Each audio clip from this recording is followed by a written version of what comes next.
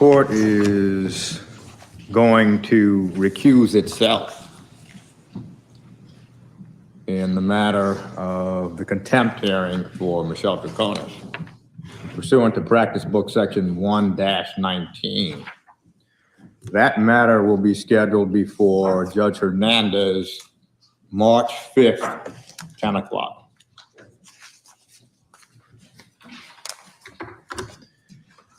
Court understands the practice book requires that this court recuse itself in non-summary contempt matters. Now, concerning today's proceeding, Attorney Shonin, how many witnesses do you have today? There are 2 witnesses, and then there's a document that I would be displaying using the ELMO that would be admitted without objection by the state, just pursuant to a discussion that we had. Procedurally, the only other matter would be, and I might as well do it now since the court asked, I would at this point move that in light of the testimony that came out through the defense, that the redacted portion of the Dr. Herman report, which is just that's been filed under seal, be first unsealed and then made a full exhibit.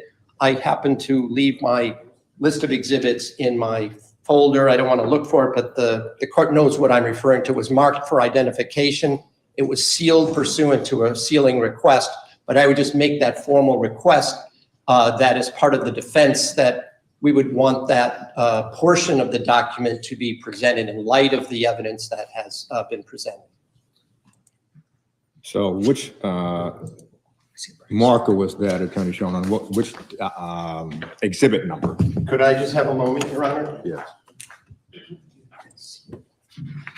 I think it's F. This one.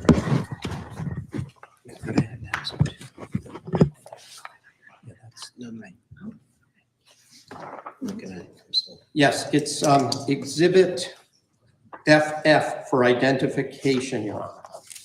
So the court will order that document unsealed. May I just inquire, may I just take a look at it, Your Honor? It's still sealed. The court. I actually am objecting to this, Your Honor. This would be part of the Herman report. Your Honor, ordered sealed. So I don't think that was made clear for the record. This was made in connection with Attorney Meehan's testimony, and Attorney Felsen attempted to put this in and asked to make it an ID. Your Honor indicated that this is subject to a protective order. You are not allowing this in, and allowed it under seal. That order in that ruling, I believe, still is in effect. So the state would argue that it should not become unsealed. Also, I would indicate. Well, before you proceed, the court was under the impression that was a document that was filed yesterday concerning yesterday's witness. No, Your Honor. If I was unclear, I apologize. This was offered at that time. The court did not allow it, and then it's pursuant to the court's order filed under seal, and it does remain under seal. I was asking that in light of the testimony from yesterday, that it be unsealed, and then I would be offering that portion. And again, it's just the conclusions. It does not go in, and then just so the court is also aware, the names of the children are all redacted in any event, and that would be the offer that I would be making as part of the defense. Well, the state has objected. The court at this time will sustain the objection. That's fine, Your Honor. Now, at what times are your witnesses scheduled approximately, Attorney Shonin? Professor Marion is here. She arrived last night. She's here in the courtroom, and I know that the second witness is also here and is prepared to testify this morning. And then, like I said, there is an exhibit related to the, I'll just say it's related to the scientific examination of the 2017 Suburban. It relates to that, and the state, in conjunction with the defense, had a discussion about whether there was a need to call the record keeper of that document, and by agreement, that officer would not be necessary, and he had been subpoenaed, but he's not going to be needed. So if it's what council emailed to the state and we've discussed it, Your Honor, I have no objection to that document just coming in without any comments or the like, as well as the testimony. That is fine. But perhaps we can do that we can mark it at the time in front of the jury. I don't have an objection to that. I would like to get done with the witnesses so there isn't any delay. So the court would inquire of counsel if both witnesses are scheduled for this morning. Is it possible that we can proceed with a charge conference this afternoon? With this caveat, Your Honor, I was meeting with the expert last night and then trying to work on my proposed jury instructions. So we could certainly begin that, but I do have some proposals that are not completed, and I do not like to submit things that are grammatically incorrect that refer to his, her. I'd like to file it not as a sort of generic type thing. I was tailor mine to the evidence as I think the practice book does require. So with the caveat that we not complete it today, I am, because I was hoping to be able to work on that this afternoon with Attorney Felsen. Well, we might as well not proceed today with the charge conference and just go forward on Monday, which means that if we go forward with the charge conference on Monday, we're not going to have closing arguments on Monday. They'll be scheduled for Tuesday. I was actually going to say I agree with Attorney Schoenhorn. We're still drafting ours as well, and that would be good scheduling for the state as well. Okay, thank you. Are we ready to proceed? Yes, Your Honor. I just want to approach the clerk, if I may. Bring the jury up. Did you work with Professor CV? No, I haven't marked it out. That should be like the next. That's it. This document. And then this.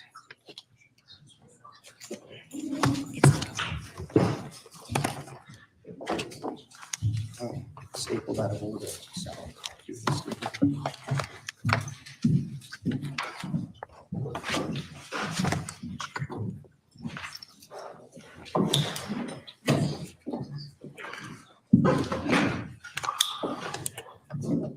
Good morning, ladies and gentlemen. Good morning.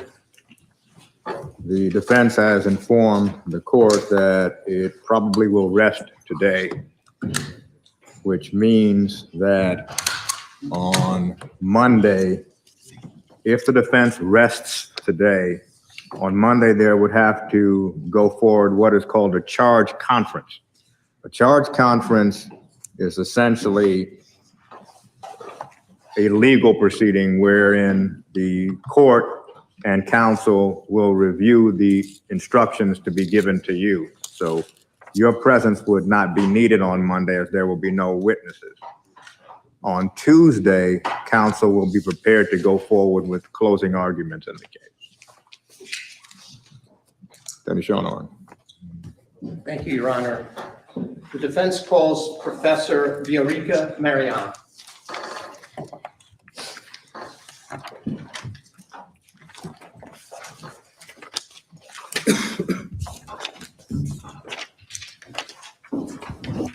If you could please raise your right hand.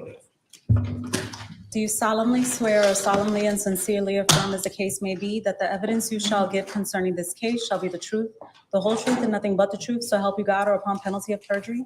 I do. Please state your name and spell it for the record. Viorica Marian, spelled Viorica-Marian. Thank you. And you may be seated.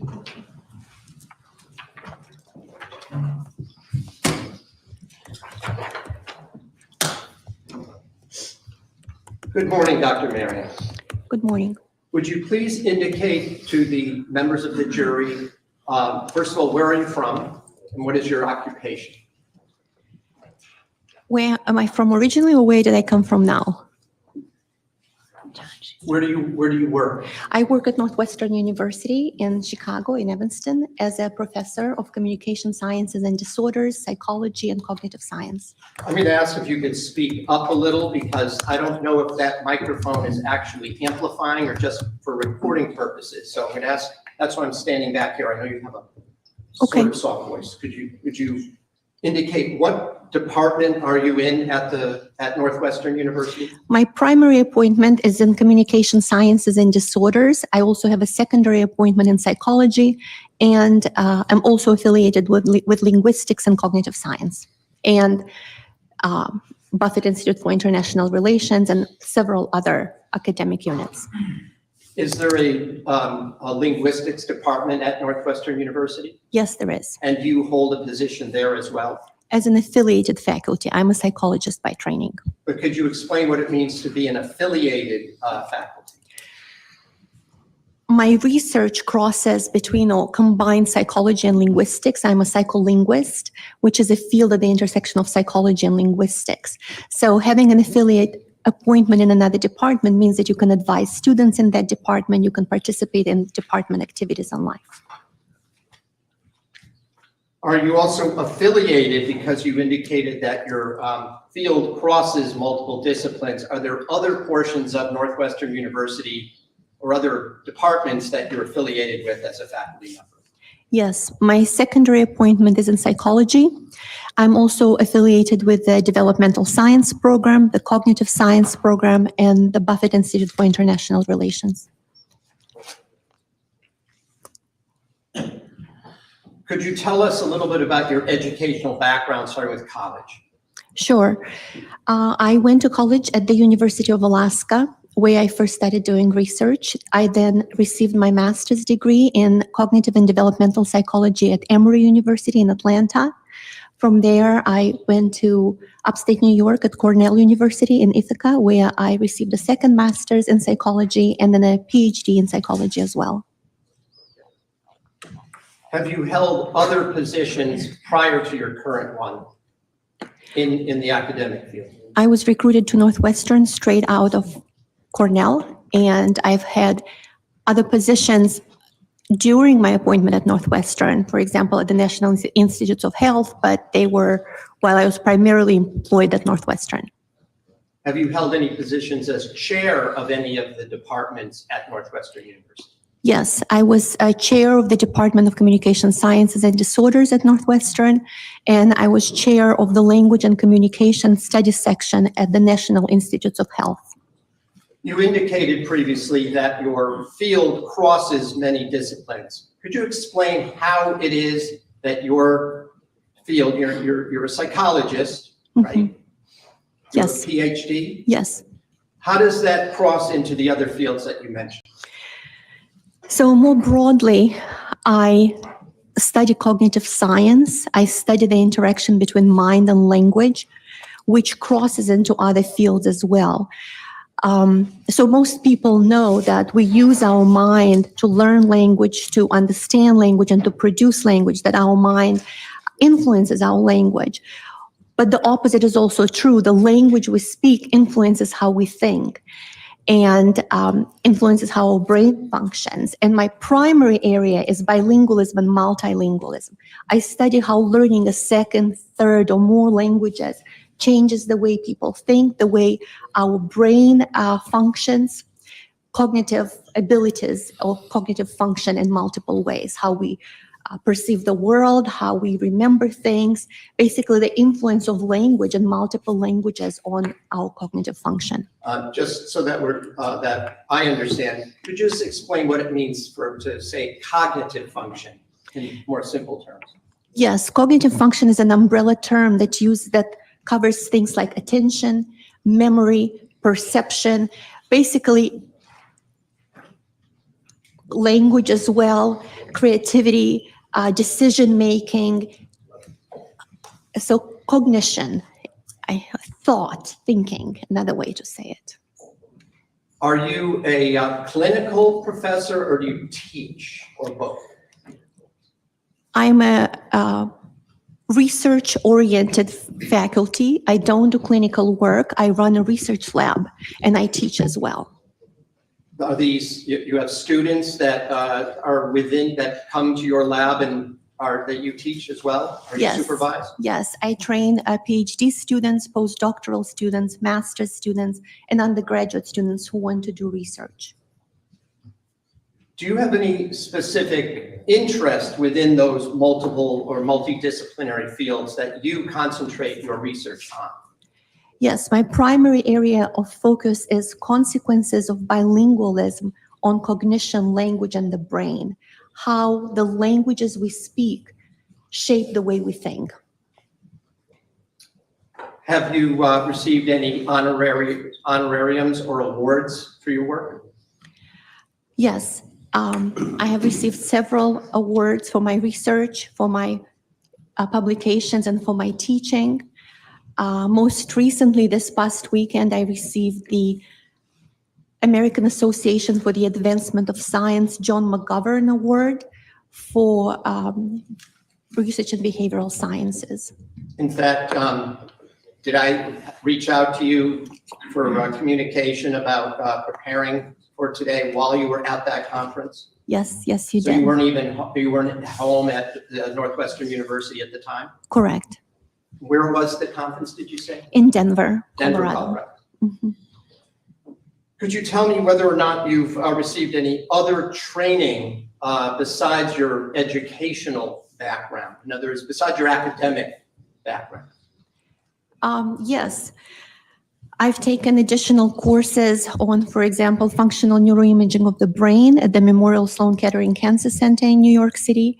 And throughout the years, I regularly attend professional meetings and conferences and workshops to make sure that I stay up to date on new techniques, new research methods, statistical analysis, that as science progresses and advances, I continue to stay current on advancements and developments. Have you given presentations or talks at any of those conferences? Yes, I have given several hundred presentations and lectures and teachings and workshops on language and cognition, language and mind, bilingualism, multilingualism, these areas. Have you published in the area of bilingualism and the effect on brain function?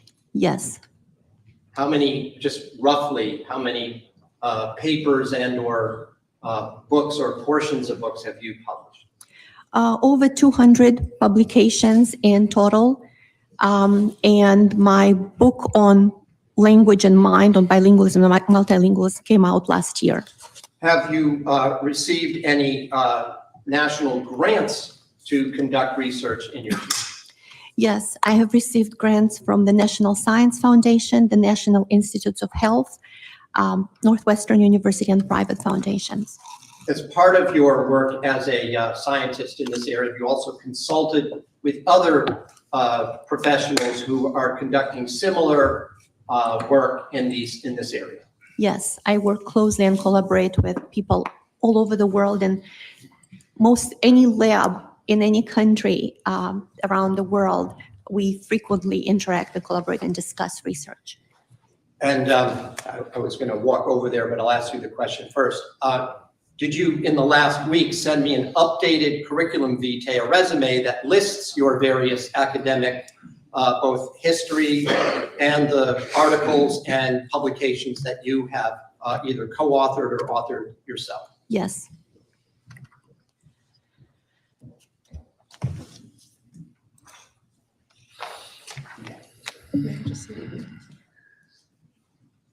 Sorry.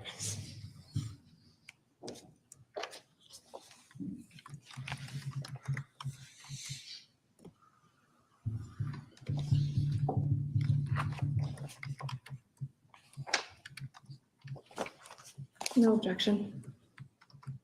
And what would be the marking, please? It's marked double Y for identification. Approaching the witness, would you just tell us whether this is your most recent curriculum vitae? Yes, I believe so. And does this list all your educational achievements, your research that has been peer reviewed, and your publications? If it's the one I sent you, then yes.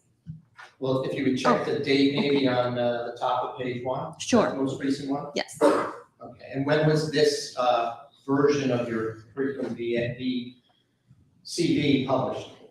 This was updated January 2024. And I'm not gonna, how many pages is this? Just for the record, I'm not gonna put it up on the screen right now, just tell us how many pages it is. 63? 63, okay. Yes. And I'll just, if I may, just hold it up so the jury knows which document you're on. Is that YY? Why? Okay.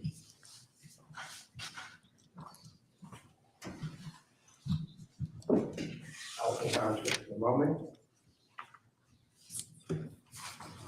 Now, Professor Marion, were you at some point contacted by my office for purposes of consultation?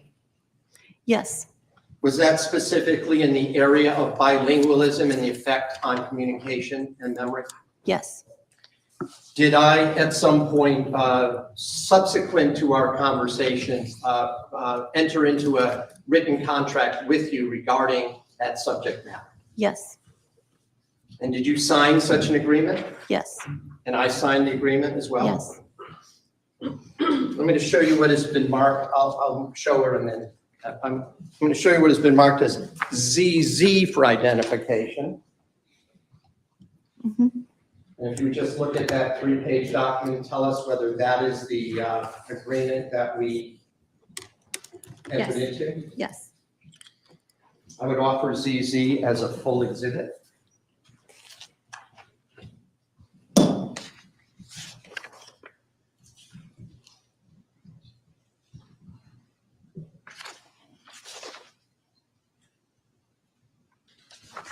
No objection. ZZ admitted as full.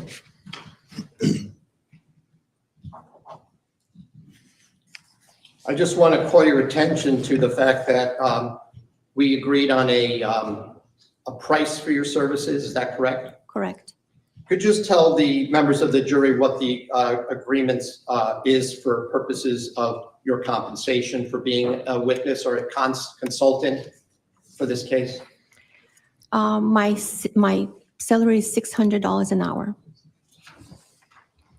And how many hours would you say at this point, up till this moment, that you've spent on this case? I have been paid $1,800 to date. I have not yet sat down to calculate all the hours, although I've kept track of them, but I haven't yet calculated them all together. In any event, if I may just hold this up for the jury. And when did we enter into this agreement? A little over 3 years ago, You want to in look at what it- February 2021. 2021. Mhm.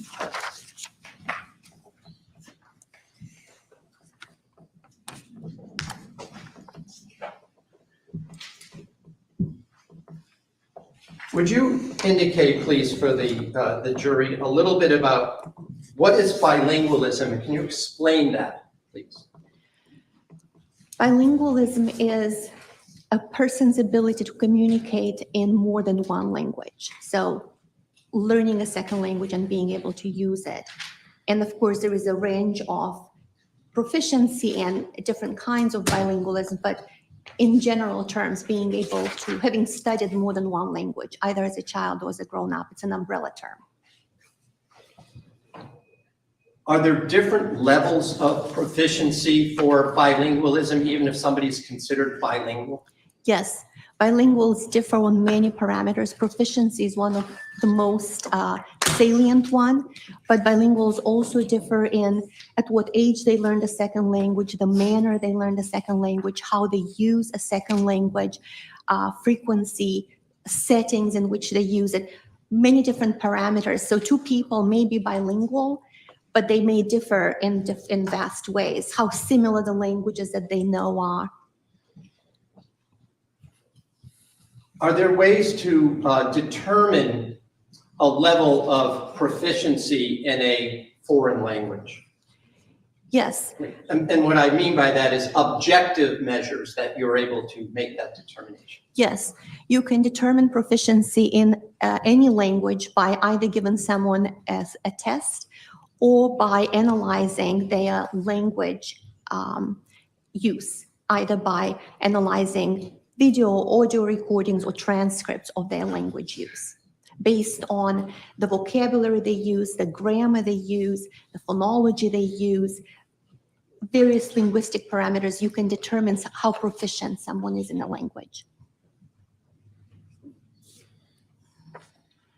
Are there other objective criteria by which, besides the ones you just mentioned, in the form of sentence structure, words that are used, particular mannerisms that also aid you in making those determinations? Yes, so there are, within the umbrella term that I said, by analyzing someone's language, someone's speech patterns, you can make inferences about their proficiency, make assessments about their proficiency. There are multiple parameters. Would you like me to go over some of them? Yes, please.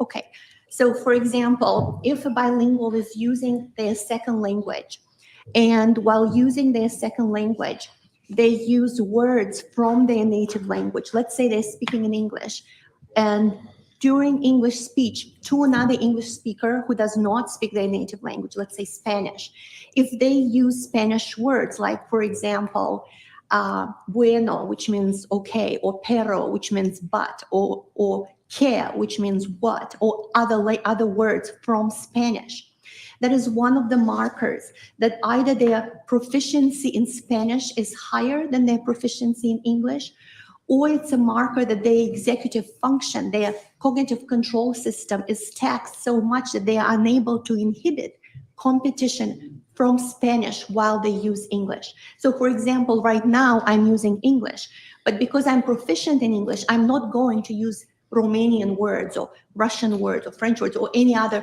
words that I might know in other languages, because I realize that my audience speaks English and I'm proficient and I can use executive function and cognitive control to control my languages, to really facilitate, focus on English and inhibit the other languages that I know. So if I use words from the other language, or if I use grammar from the other language. So for example, a bilingual may sometimes be using a second language and they sound like they speak in a broken way or incorrect grammar in their second language.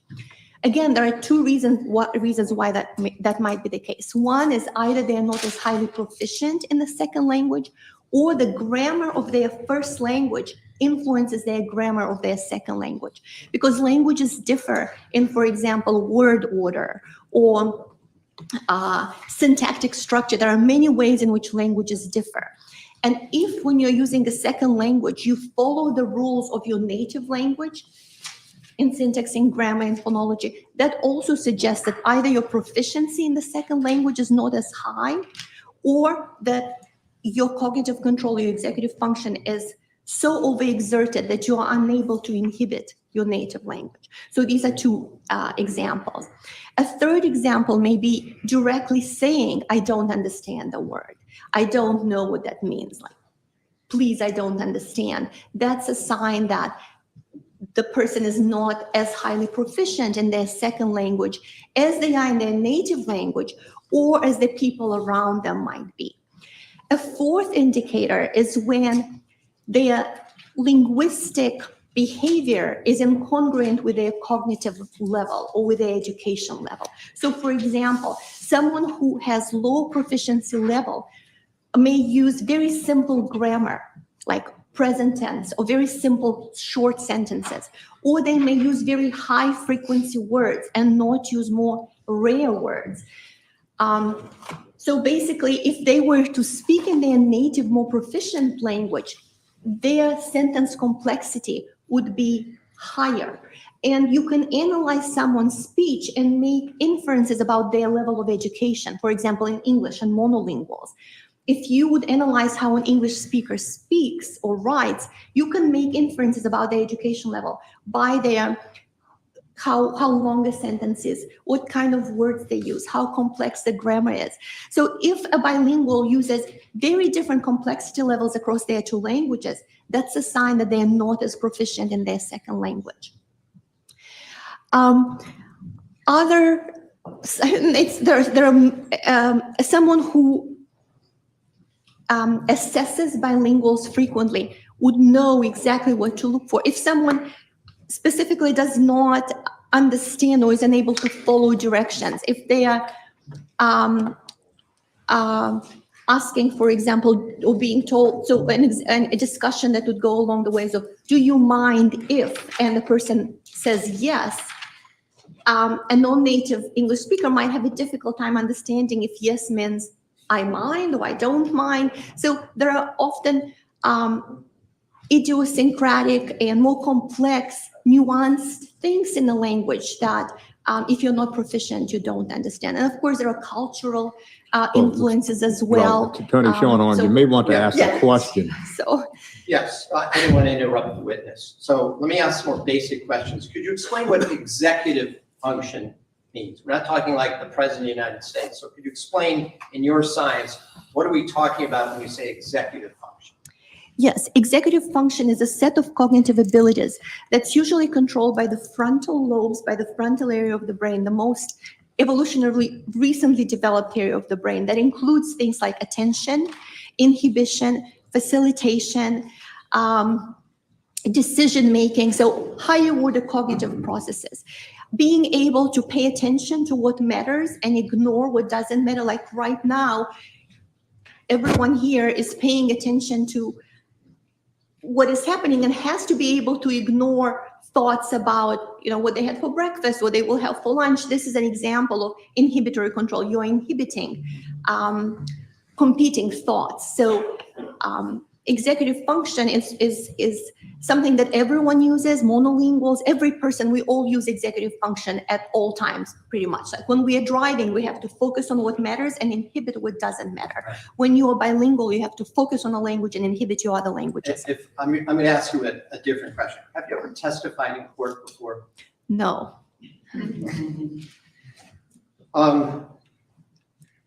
Let me try and break this up a little bit. What part of when a person is considered bilingual, can they engage in what I would call social conversation on what would be a normal level and still have difficulty with higher, more complicated conversational tasks?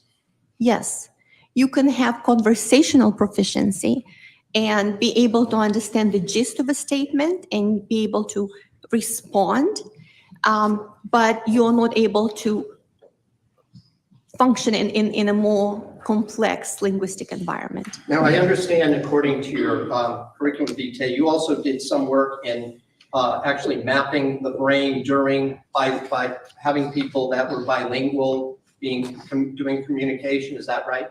Yes. Does the brain work differently when a person is speaking in their non-native language? In some ways, yes. Could you explain in terms that we non-scientists, so I'm not asking for a biological, but just explain how that works so that we can understand. Yes.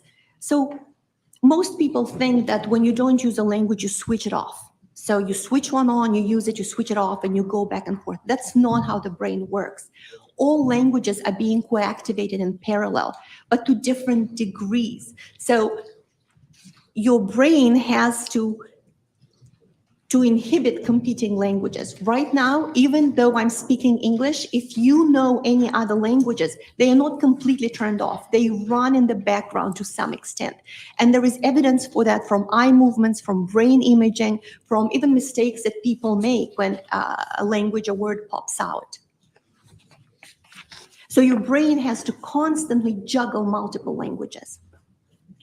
Does the brain work through a process in what I'll call it translation? I don't know if that's the correct word, but from taking the input in one language, in let's say English, as not the native language, before how the brain processes input in English to a non-native English speaker. Translation is used usually during low proficiency stages as you learn another language. When you're not yet proficient, you go through your native language, but as your proficiency increases, You build direct connections from your second language to the meaning and representation. So it actually alters the brain in some function, in some way? In some ways, yes. Does speaking in a non-native language require any more brain power than if you're speaking to someone in their native language? Both people are in their native language. Yes. Could you explain a little bit about how that works? What is happening, in other words? Sure. So I think I could use an analogy. If you look at a duck gliding on the water and she looks very calm, she's just sort of beautifully gliding, but underneath she's pedaling very fast. This is sort of what a bilingual or multilingual brain does. It seems like it's functioning just like a person who speaks one language, but in reality, it's constantly juggling multiple languages, inhibiting one, facilitating the other, mapping, sometimes if it's low proficiency, going through the native language. So I don't know how, I think, is that enough? Do you want me to say more? I think that's good, and I'll ask another question. Does the use of the extra brain function to do that conversion that we were just talking about, whether it's the duck going fast underwater so that you could fly smoothly, does that require a person to use extra energy? Does it expend energy? Sure. Any cognitive task, it expends energy. Can it affect the person's overall attention span and level of concentration after a period of time? Yes. I think one way to potentially explain it to someone who has never studied another language or speaks another language is to use other examples of symbolic systems. May I explain that? Yes, please. So, give us an example. in essence, a language is a symbolic system. It uses words as symbols to encode, transmit, and decode information over time, across time and space. There are other symbolic systems like music or math. Math is a language, for example. So when you learn math, when you learn music, when you learn another language, it changes how your brain works. So if you are monolingual, you can imagine yourself, for example, Excuse me, I'm interrupting. doing You a say math problem. monolingual? Monolingual. You only who speak one language. Okay. But if you are engaged in doing a math problem, solving, let's say you're doing a calculus problem, you are basically, your brain is engaged in another symbolic system, which is what a bilingual does. And if while you're solving a math problem, other things happen on the side, people are telling you, hey, can you buy this list of things at the store? What's the list of things you bought at the store? You have fewer resources available, and you won't be functioning in the same way as if you're not solving a math problem or writing down musical notation at the same time. That's the closest to explain to someone what it can be like for bilingual, especially not a highly proficient bilingual who really has to concentrate to understand another language. Does those, you just mentioned something like a distraction, like being told, hey, what do you want at the store? You're going to go get something at the store. Do those distractions interfere with that executive function that's concentrating on the language? It depends if you switch your attention to it. And are there other stimuli besides somebody interrupting you that also affect that, that concentration? Yes. What are some of the examples? Well, attention is not an unlimited resource. You can pay attention to one thing, several things, but you cannot pay attention to everything all the time. So you have to choose what you pay attention to and then shift your attention. Well, for example, does fatigue have an effect on that kind of executive, enhanced executive function that Yes. applies during the translation or the change of language process? Yes. And what way? Any cognitively demanding task, if you do it for long enough, you expend energy and you will get tired. And if you're a low proficiency person who has to work really hard to decode, to understand and produce language in a language you're not as highly proficient in, that will have an impact. I just want to make sure that everybody understands. When you're talking about proficiency, what are we talking about? How high functioning a person is in in a non-native language? What does that mean, proficiency, just to be clear in your science? We're not talking about cognitive abilities or intelligence or ability to think. We're talking about your language abilities. So if you can be very smart but have low proficiency in another language, and then you are unable to understand or produce language in the same way.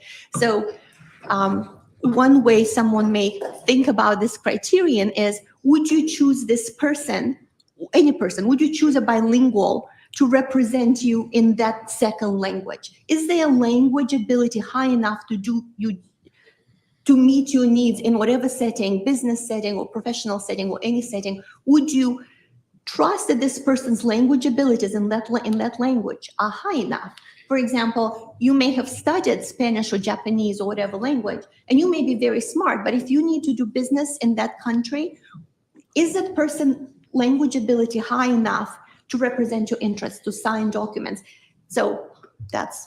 Does that matter whether a person has a high school or college degree or does not have an advanced degree, or is that the same whether the person has more degrees or not? Language level of education is not necessarily linked to language proficiency. There are highly educated people who don't speak another language, and there are people who never went to college or finished high school who speak multiple languages. Are you familiar with the term disfluency? Yes. Could you explain to the jury what disfluency is? Disfluency is a very frequently used term in communication sciences and disorders. That I just use a disfluency. That is an example of a disfluency. At one extreme, you have individuals who are highly disfluent, who are diagnosed as having stuttering. One of the hallmarks of stuttering is being disfluent, often having disfluent speech. But it's a continuum. People who don't have, who do not have a stuttering language disorder may still have disfluencies when they're thinking about something. Low proficiency is frequently associated with disfluencies. People who have a low proficiency in the other language have higher instances of disfluencies. In fact, disfluencies in the other language are a hallmark of proficiency. If you look at someone who is speaking in another language, if they are frequently saying, pausing, that's a sign that they're disfluent in the other language. They're not as highly proficient. They have to think harder to process in the other language. And universities teach courses, so communication sciences and disorders, we teach courses on disfluencies. It's an entire area of research. Now, as part of the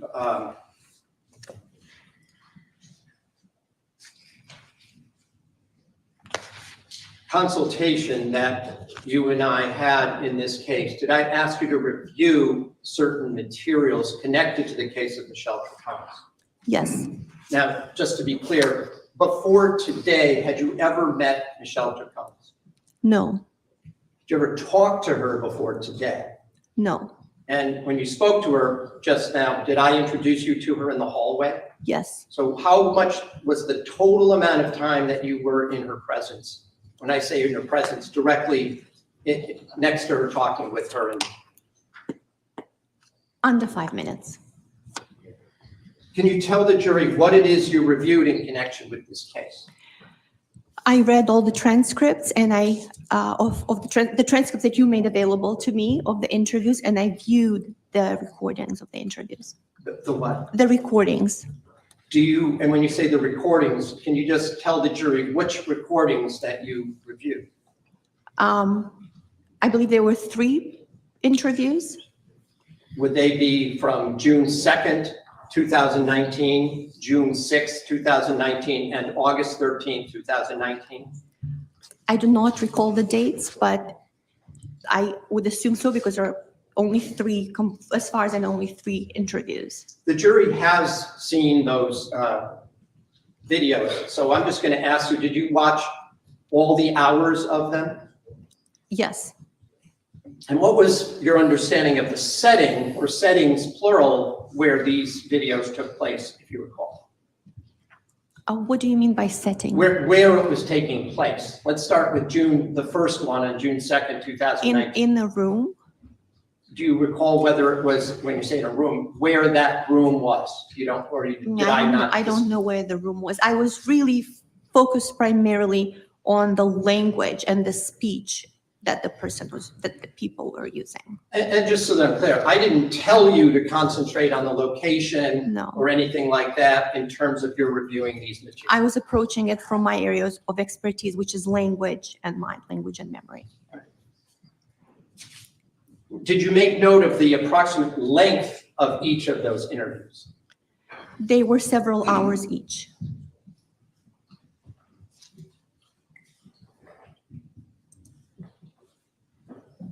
In reviewing those, in reviewing all of those videos, did you see Ms. Troconis in those videos speaking? Yes, And from the review of those videos, were you able to make a determination of level of proficiency from your scientific point of view as you've explained it to the jury? yes. All right, would you indicate to them what your opinion is with regard to that? I would evaluate as having conversational English at about medium proficiency. And that's, is there a scale or is it just high, medium, and low? I'm just using high, medium, and low, but one could give her a standardized test, for example, and see exactly where she falls on that. But I have given thousands of those tests over the past 30 years, so I'm confident she would fall somewhere in the middle. Incidentally, I didn't ask you, I asked you where you worked, but I didn't ask you when you began as a professor at Northwestern University. 2000. And you've been in this field doing the same type of work since 2000? My first conference presentations were in 94. 94. 94. One was on language and one was on bilingualism. But in terms of your current interest and your current specialty, that's been since I've been studying bilingual since 92. First research presentation, 94. I started in college, then master's and PhD. Mhm. But in terms of your appointment as a professor, Since 2000. 2000. Could you explain to the jury that what is your conclusion based on that Michelle Troconis in 2019 had a mid-level proficiency in English? Can you clarify the question, Yes, please? you said that her proficiency level was medium. Yes, Could you explain what criteria you used to make that determination? sure. I looked for some of the things I mentioned before. Intrusions of Spanish words, multiple instances of Spanish words being used while she was speaking English to native English speakers, Spanish grammar while speaking English, and incorrect English grammar, specifically asking what a word meant,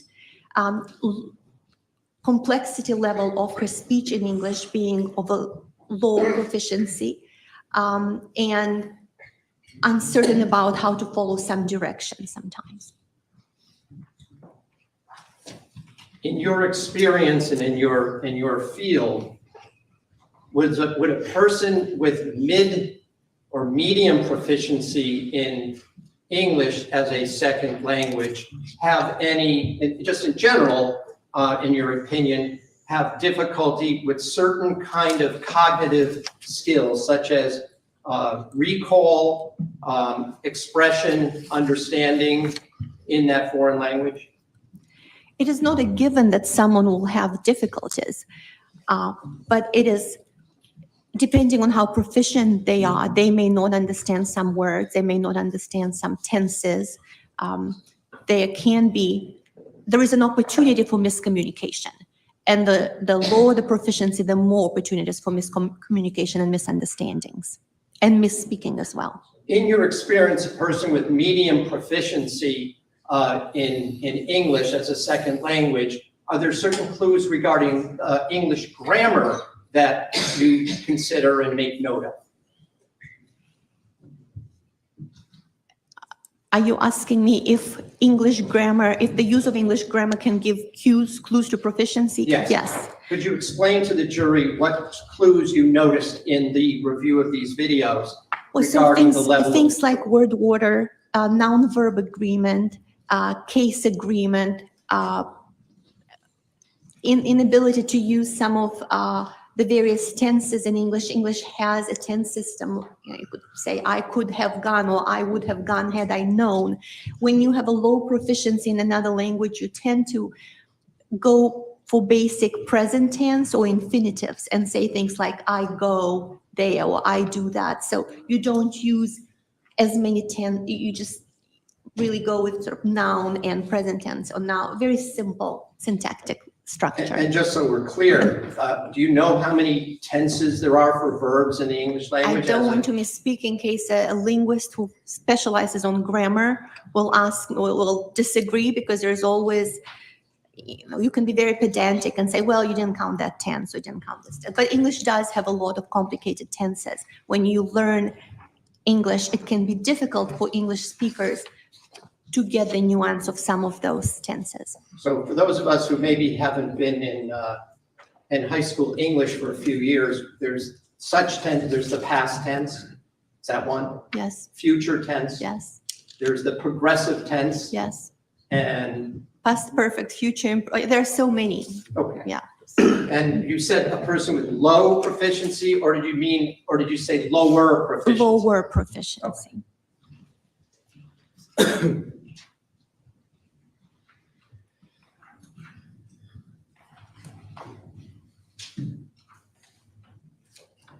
I just have a few minutes here, or a few seconds here.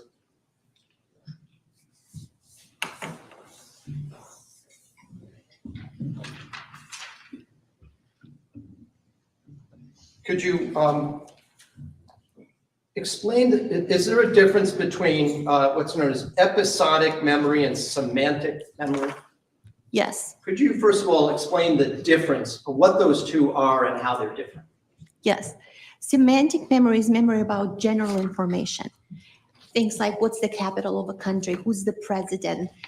So just general knowledge about the world. And then episodic memory is memory about experiences, specific events, maybe autobiographical memory, something that someone has done or lived through, what happened to them. That's an example of episodic memory. What you had for breakfast, what you saw, where you're going, that's episodic memory. How many states are in the United States? What was the first president? What was the last state to become a state? Those are semantic memories. Does bilingualism and having a lower than high proficiency in the second language affect episodic memory? Yes, And have you actually studied and researched this area? yes. Could you just explain to the jury what your findings have been in general on that subject? So bilinguals can encode memories. Events can happen to them while they speak different languages. And they can retrieve memories in different languages as well. You can be speaking one language or another when you retrieve a memory.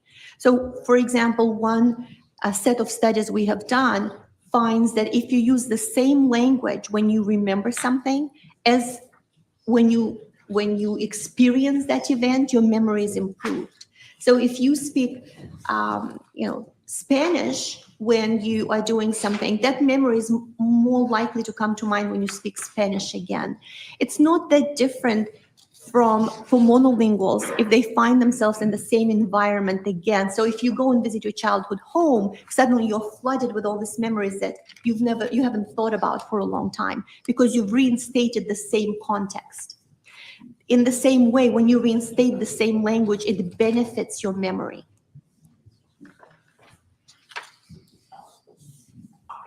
Does that play a role when you're asked to retrieve or recite something that you had encoded in your memory? It can. Is it the same whether a person is asked to recite a past recollection in their native language or in their less proficient second language? Is what the same? In terms of being able to recall accurately? So we have found in multiple experiments at this point that people can actually give you different answers depending on the language you ask them. The exact same question can yield different answers because different things come to mind. Language is like a framework. It's tied to culture, it's tied to your experiences, and different things come to the forefront when you use one language or the other. Does that answer your question? Yes. Okay. Are there other outside stimuli that also can affect recollection and communication, such as, for example, words, specific words that are used by a question? Yes. So some in the science of memory believe that memories are never really lost, but they're just not accessed. So you can, if you use just the right word or the right hook, the right cue, you could get to some of those memories. Now, we don't know if no memories are ever lost, but we do know that the cue you use to access a memory can help. You may not remember something, and just the right word can help you access a memory. It's not only in the bilinguals case, although for bilinguals, this drastic difference between languages makes it more salient. But for monolinguals as well, you may not remember something, but then if a question is asked just a certain way with just the right word, you suddenly remember it. Sometimes, so another cue may be, for example, olfactory. If you smell a certain smell, it can bring to the forefront memories that you haven't remembered before. So memory is an interesting thing. If you use the right cue and the right word and the right, sometimes, word or syntactic structure, it can bring a memory out. And so there is this, in neuroscience, there is this expression, the neurons that fire together wire together. So if you've experienced something in a certain way, those neural patterns, once you recreate them, you're more likely to remember things again. Would that be true, and would it affect recall if the words that are used on different occasions by the questioners are different? They alter the way it's asked. They could. And could it then lead to a different response? It could. You just have a moment.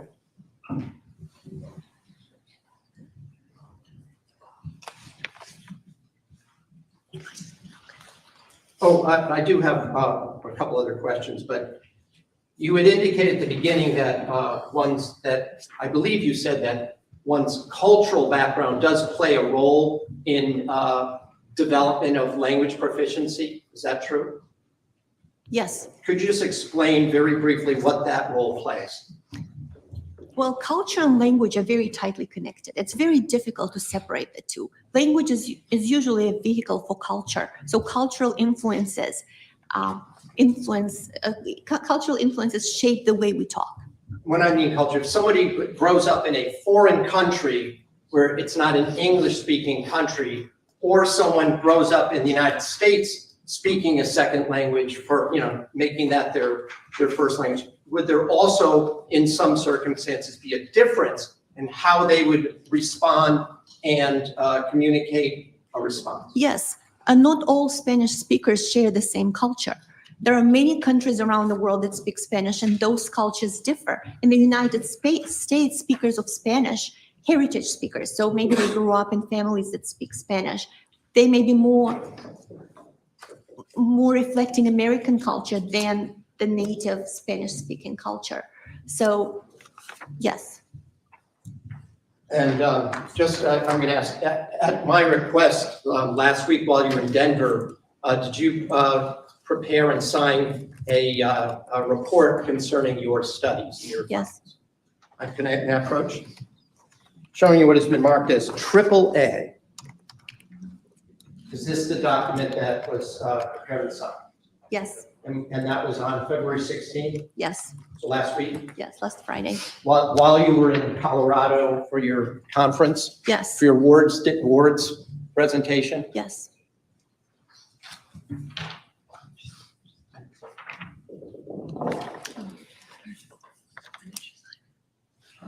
Oh, and you only, when did you sign that? Yesterday, last night. No objection. So AAA admitted as full. And just a quick question regarding that. If you'd had more time, would your report have been more expansive and more explanatory? I would like to say yes, but then there is also the famous Mark Twain quote, if I had more time, my letter would have been shorter. The more time you have, the more you can focus on just the right thing, so. Thank you very much. I have no further questions, Doctor. Yeah. Good morning, doctor. How are you? Good morning. I have some questions for you. By the way, we just met earlier. I introduced myself. My name is Michelle Manning. I represent the state in this matter, okay? Good to meet you. It's nice to meet you too. So I'm just going to start asking you some questions, primarily about your CV. I think it's in evidence. If you need to take a look at it, just let me know. I'll go get it for you. It's 63 pages, right? I have not counted, but okay. Okay. And you have been affiliated with Northwestern University since the year 2000. Is that Yes. correct? Okay. And as I understand from your resume, a lot of what you do at Northwestern is conduct research in the area of linguistics. Research in the area of psychology of language. I'm not a linguist. Okay, psychology, and please correct me if I say the wrong term. You have a specialty in linguistics, but you practice in psychology. I'm a cognitive scientist. Okay. And as a part of your academic career is primarily research. Yes, And you've done a lot of research in the areas of bilingualism, and I think you also said multilingualism. yes, And you've been able to do this in part from large grants from private foundations and the government as well, correct? yes, In fact, you were just awarded a $3.5 million grant from the federal government. yes, And you conduct that research solely within the confines of Northwestern University, correct? yes, You would agree, doctor, that research is extensive work yes, and it takes a lot of planning. yes, And you've written numerous reports and articles about all the research and work that you've done over the years. yes. I think you talked about over 200 writings, whether between articles, chapters, publications. Is that correct? Does that sound about right? Yes. Would it be safe to say, and would you agree with the statement, that in about the 200 writings and opinions that you authored, those reports, those articles are multiple pages? They're in depth. Yes. And would you, part of those research, part of those writings, you would indicate would result in a conclusion or an opinion? Yes. Okay. And the rest of that writing would explain how you got that conclusion and that opinion. Yes. Okay, and that's how you conduct your over 200 writings. Not all of those are empirical studies. So some are empirical studies and some are opinion pieces, for example. And some or are, reviews. okay. And you give in the opinion pieces, you give your opinion and you explain why. Yes. Okay. And you've done this for all the articles that you've written over the years. And we're going back to 2000, maybe even, I think you have one from 1998, is that correct? Yes. Okay. And now, when did Attorney Schoenhorn first contact you about testifying for the defense in this case? Winter, beginning of 2021. Not about testifying at that time, but consulting. Okay. And you signed the engagement agreement in February of 2021? Yes. It was about 3 years ago? Yes. And you're charging him about $600 an hour for consulting with him? Yes. Do you get more money for testifying? Not that I know of, no. It's just a flat $600 every hour? Yes. And how many times have you met with the defense attorneys, both in person and on the phone? I've met with him in person once last night in the hotel lobby in preparation for this. And I've met with him on the phone twice this year and probably maybe 2 or 3 times back in 2021. And you flew in here from Northwestern last night? Yes. And the defense is paying for your flight? Yes. At what point was the decision made that you would actually testify in this case? Sometimes earlier this year, I believe, when the case went to trial. And you filed a report that we just saw that's into evidence? The attorney filed it. Yes. Did you bill Attorney Schoenhorn for writing that report? Not yet. I haven't built anything beyond the retainer at this point. How long did it take you to write that report? I did not write the report. Because I was in between meetings, I dictated it over the phone while I was in the car from one event to another, and then I checked it. I read it and approved it on the way back from from attending the American Association for the Advancement of Science in Denver, going to a book reading an event at a bookstore in Littleton, and then coming back.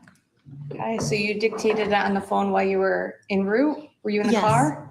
I was in a Uber or Lyft or something a ride share. Okay, so you, in your car ride while you were dictating the report that was submitted as evidence today, did you have notes in front of you? No, Okay. Did you have any of the interviews in front of you? no, Did you have anything in front of you that you referred to while you were No. dictating the report? no. The request for the report came while I was at the conference, very last minute, in Friday afternoon. It was due Friday evening, and I was fully scheduled. Every hour was scheduled at that point. Who did you dictate the report to? Attorney Schoenhorn. Okay, so you were on the phone in a car, in an Uber, dictating a report to Attorney Schoenhorn. So you didn't actually type that report. Correct. The defense attorney did. Correct. And when did you get an opportunity to read it? On the way back. Which would be about how many hours later? One could probably check my phone records, but let's say 5 hours later, 4 hours later.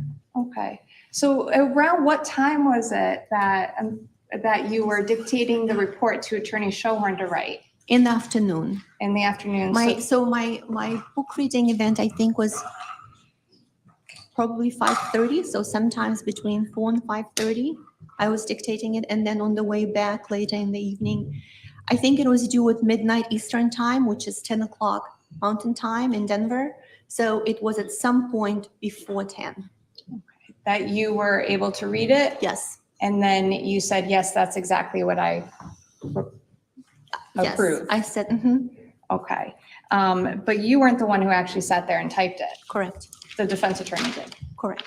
Okay. I mean, I don't know who typed it, but I provided the text and then I read it and approved it. Okay. And by dictating, you were on the phone with him? Yes. Your Honor, I'm going to object. Asked and answered 3 times now. Well, the questions have been, it was dictated, that was a response. The office of Attorney Schoenhorn typed it up, that was the response. And that ground has been plowed.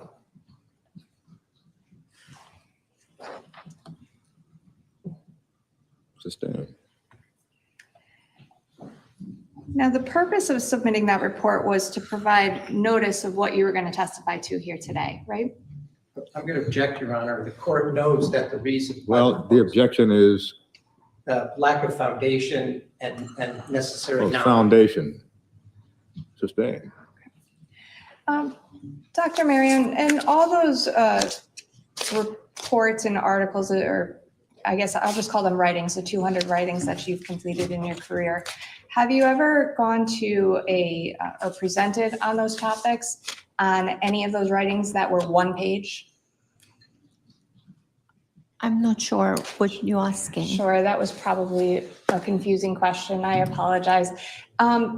You've done many presentations as well. That's part of your resume. Yes, And you've done many speaking engagements? yes. And I think you talked on direct about conferences that you presented at. Any of those conferences, speaking engagements, presentations, and were they done based solely off of a 1-page report? Most conference submissions are based on abstracts. Some of those abstracts are half a page, 1 page. They can vary from 50 words to several hundred words. But usually when you submit to a conference, you submit an abstract, half a page. Okay. Now, your report, the first sentence of that report reads, "This report is provided as a general overview of the subject matter upon which I can offer a professional opinion." Where in your report, Dr. Marion, does it talk about your evaluation of the defendant's proficiency? I believe proficiency is mentioned in the report. I believe my question was, where in your report does it state your evaluation of Michelle Troconis's proficiency in English? The court thought it heard her answer. She doesn't mention that in her report. Perhaps the court did not hear her answer correctly. She indicated, Your Honor, that proficiency is mentioned in her report, but that was not the state's question. So I'm just trying to clarify if I may.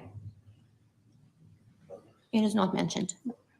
And your evaluation and the process you use, you've discussed that on direct about her proficiency and the factors you consider. You testified to that in direct. Do you recall testifying to all that? Yes. Okay. You didn't put any of that in your report. My understanding is that my report and my testimony is aimed at talking about bilinguals in general, how you evaluate proficiency in bilinguals in general, not about this particular person or this particular case, which is what I have tried to do. I have tried to speak to how do you evaluate proficiency in a bilingual second language. So your testimony under direct examination by Attorney Schohorn about Michelle Troconis having a medium level of proficiency, you didn't mean that? I answered the question that I was asked, but that was not what I put in the report because I was told that I would be testifying about bilingualism in general. So I put in the report my opinion on bilingualism in general. But then my understanding is that if I'm in court, I ought to answer the question that I'm asked. Okay. You just weren't asked to write about it. I was not. Okay. Now, some of you called on direct the videos, you were discussing about the videos that you watched. Do you recall that? Mhm. You actually on direct called them recordings. Do you recall that testimony? Possibly, Okay. And you used the word recordings. yes. And that was your term. Do you recall Yes. that? Yes. Okay. In your report, you called them interrogations. Okay.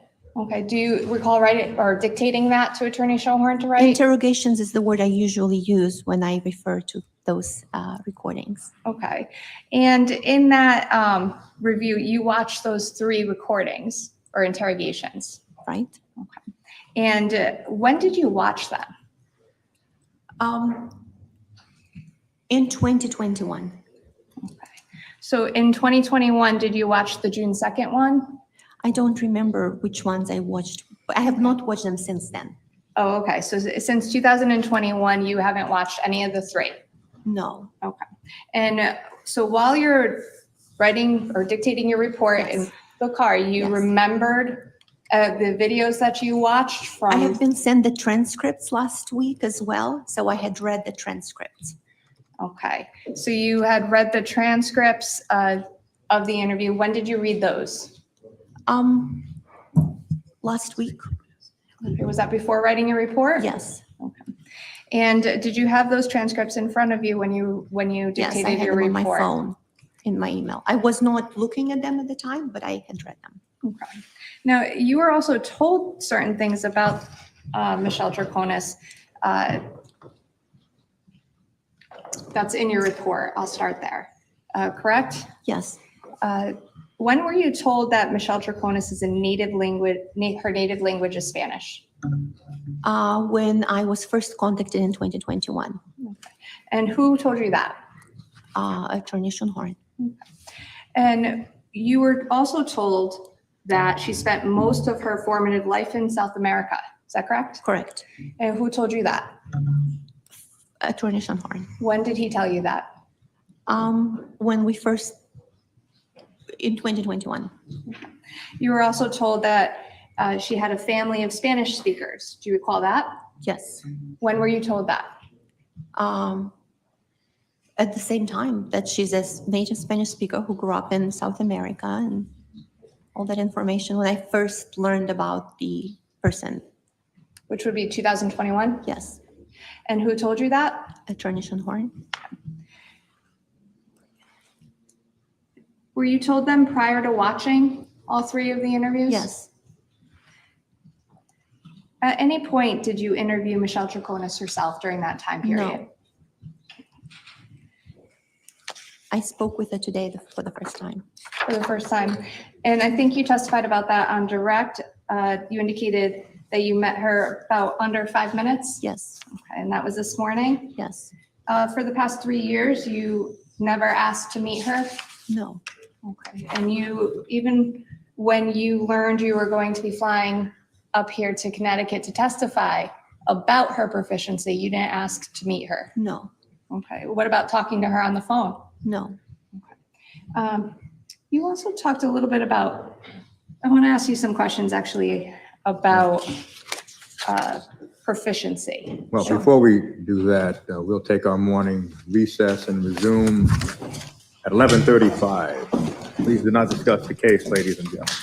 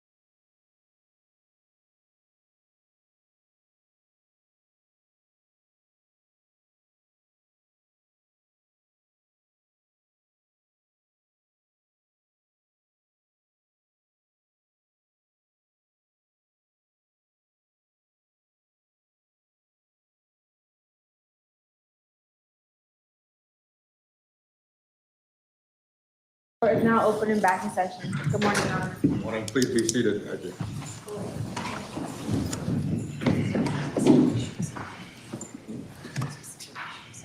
You can bring the jury on.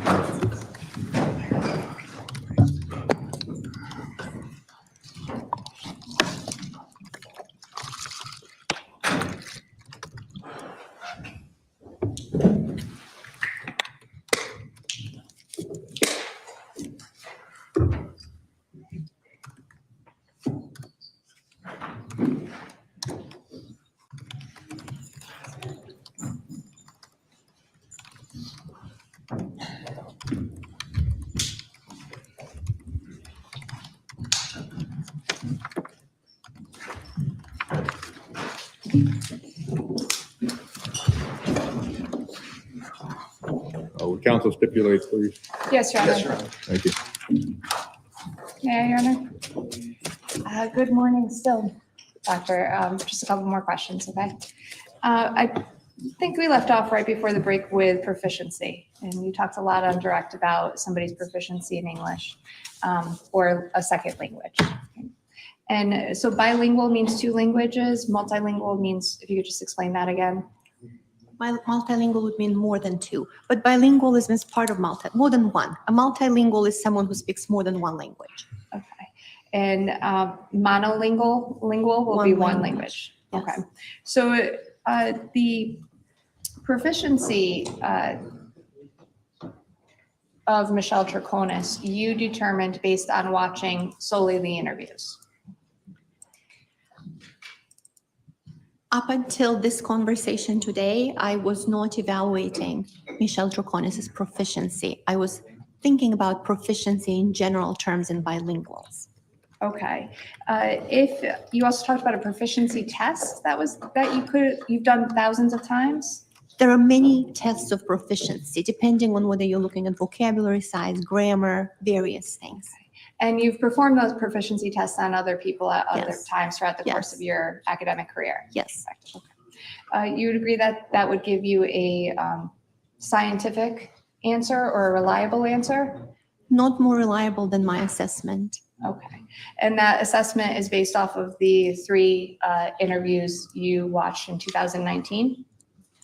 Even based on, of Michelle Troconis specifically? Yes. Are you talking about assessment of Michelle Troconis' proficiency? Well, let me ask you this, Doctor, and I apologize if I'm not phrasing it correctly. You indicated on direct that you determined, based on the interviews, Michelle Troconis' proficiency in English at a medium level. Yes, Do you recall that testimony? Yes. Okay. And that was solely based on the interviews as well as the information you received in 2021 from Attorney Schohorn? it was based on transcripts, videos, and I mean, today, my conversation with her today would also confirm that. But that's your conversation today in 2024. Today, Okay, and her level, you would agree with the statement that somebody's level of proficiency in a language may change over time? of course. Okay, so if I can direct your attention solely to 2019, did you speak to Michelle Troconis in 2019? No, Okay, so your evaluation of her proficiency level at a medium, would that be currently, now, or back in 2019? both. Both, okay. And you didn't do a proficiency test on Michelle Troconis, No. correct? Even today? No, Okay. And the last time you watched those recordings was about 3 years ago. Was that your testimony? parts of those recordings were shown in court, I think, and they're available online as well. So this week, I have watched some of the things that are online, just casually. Okay, you're talking about, well, let's just say, there's a camera behind me. Yes, You said, we're currently being live streamed. You understood Yes. that? You have been watching the trial? part of it, yes. Okay. Did you watch the testimony about the interviews? Which day? Well- I can tell you exactly what I watched. Sure. I why don't you do watched that? your interview of the pond person 2 days ago, and I watched Elizabeth Loftus's interview yesterday. Those were the primary things that I've watched. Okay, and was that in preparation for you coming here to testify? Yes, I guess, to get an idea of what this process is like. Okay, because it can be stressful testifying. You would agree with that? I Especially would. if you've never done that before? I would. And you've never done it before. I have never done this before. And but you didn't watch Detective Kimball's testimony or about the interviews that were shown in court? If I had seen pieces of other interviews, I'm not sure which which person it was, and not too detailed. I wouldn't be able to say who it was and what it was about. Okay, but you did watch some of the interviews as well that were shown? So I would watch them in between meetings or while I was flying. So whatever happened to be on, right. Not systematically. Okay, and you, I just want to go back a little bit to the evaluation of proficiency. Now, you indicate on direct, you look at certain factors, such as somebody's age. I think you mentioned on direct that one of the factors is an individual's age. Do you Those recall are variables testifying? that are taken into account, yes. And you indicated age was one of those variables. yes. How old is Michelle Troconis? I believe this is not, I have not studied Michelle Troconis. I'm not an expert on Michelle Troconis. Okay, so. I believe she's 49. Okay. And do you know, well, let me ask you this. If some of those factors about whether or not somebody could be considered proficient in a language, you would agree that if somebody understands a joke in English, that would be a factor that you may consider? It depends on the complexity of the joke. Okay. And you would agree if somebody understands their legal rights, that that would be a factor that you would consider if somebody's proficient? Yes, And you would agree that if somebody corrects somebody's misstatement in English, that may be a factor that you would consider in determining somebody's proficiency. it depends. And you would also agree that being able to write in English might be a factor that you would consider? Being able to write in English is not necessarily an indication of proficiency. It's an indication of literacy in English, but Spanish and English share the same alphabet. So you could be writing things without knowing what you're writing. In theory, I'm not talking about Michelle Troconis. I'm talking in general terms. In general, okay. And how about a factor in proficiency being able to recite a writing word for word about a week later? That's not, being able to recite something by heart is not an indicator of proficiency. You can learn things by heart in languages you do not understand. And you would agree that if somebody can ask maybe appropriate questions in context, maybe a factor that would be considered? Yes, that's why I was saying that she has functional conversational, a person who does that has functional conversational Spanish or English or another language. And you would also agree that maybe a factor that would be if somebody can communicate with a loved one or a lived-in boyfriend in English, that might be a factor that you would consider. No, I would disagree with that. For example, I attended a wedding in Hong Kong between an American man and a Chinese woman. He did not speak Chinese. She did not speak English. They communicated via Google Translate. They spoke the language of love. So it's possible to be in a relationship with people whose language you do not speak, in theory. In theory, okay. Let me ask you this series of questions I just asked you about different factors. Did you ask any of that of Michelle Troconis or Attorney Schoenhorn? Any of what? When would that be, Your Honor? Sure, Well, I'll sharpen the question, Your Honor. Back in 2021, when you were asked to review the videos, you were told certain information, correct? You were told that she is Spanish speaking. Yes, I think we went through this. You were Yes. told she grew up in South America. yes, Were you also told that she understands jokes, that she No. speaks in context? we did not discuss that in 2021. Nothing about understanding jokes or speaking, and no. And I think you never asked, did you? About understanding jokes? Any of that? I've asked both I've asked the attorney about her language history and language proficiency extensively yesterday and also over the phone last week. And our conversation today with Ms. Troconis was entirely about this. At what age she learned English, when did she come to the States, where did she live? It was all about that. Okay. But back in 2021, prior to watching the videos, you didn't ask any? No. Okay. And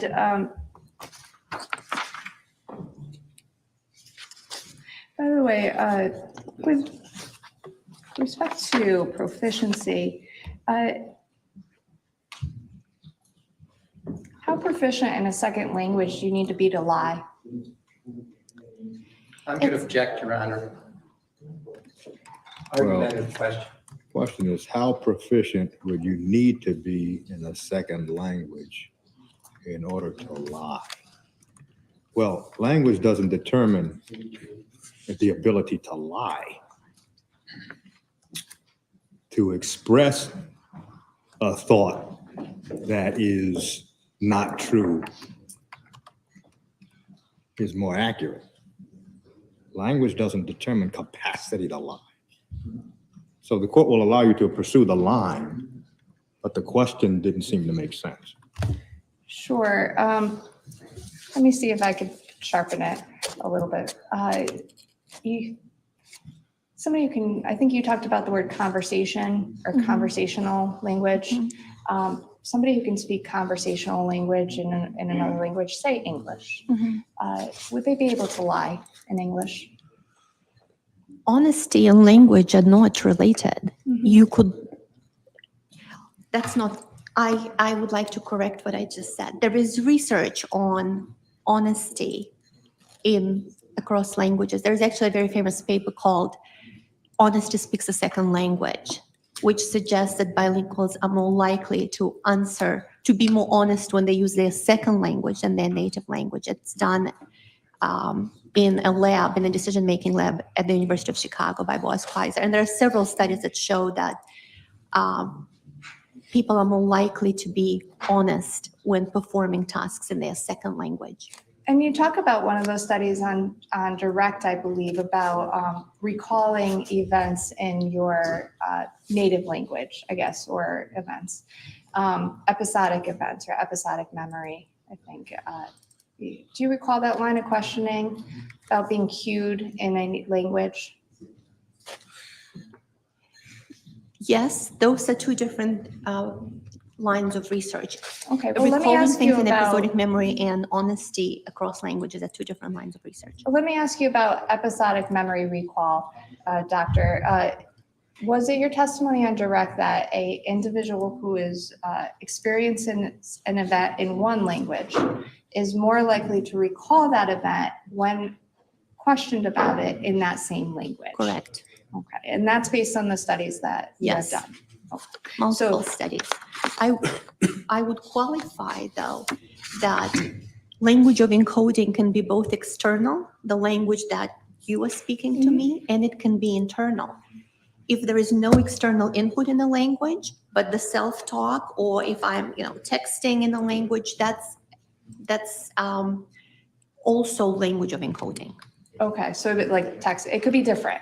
Yes. Okay, that's understandable. So if somebody were committing a crime in English, they are more likely to recall it if they're asked about it in English.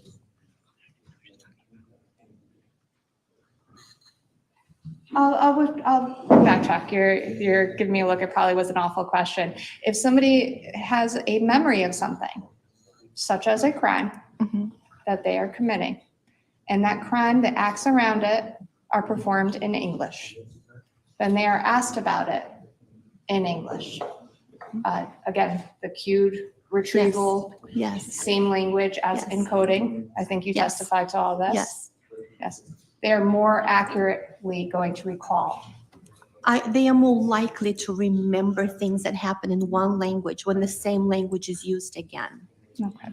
I want to just ask you a little bit about. None of that research has been done on criminal behavior Okay. or crimes. Okay. And you don't have any experience in criminal law or criminal procedure? I'm not asking anything. No. Okay. With respect to disfluency, I think you talked a little bit about on direct about that. Yes. Do you recall that line of Yes. questioning? Can being nervous about something cause disfluency?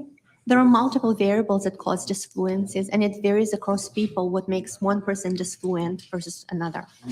Can lying be one of those? It's interesting. So I'm not an expert on lying, but from what I remember from behavioral research on lying, when people lie, they actually tend to be overly ornate, provide too many details, extra details to make it sound credible. But that is not my area of expertise. Okay. Now, just a couple more questions. On your report that you wrote, you cited one chapter in, was that a book you used for your classes? Not the the chapter is just one of the chapters that I had co-written with a student at the time. Okay. Was that a chapter that you dictated to Attorney Schoenhorn in your? I in your book? mentioned that one of the chapters on bilingualism, episodic memory. Mhm. Okay. And the studies that you testified to on direct, you didn't add those to the report? No, Okay. That chapter you cited actually refers to a study by Dr. Elizabeth Loftus.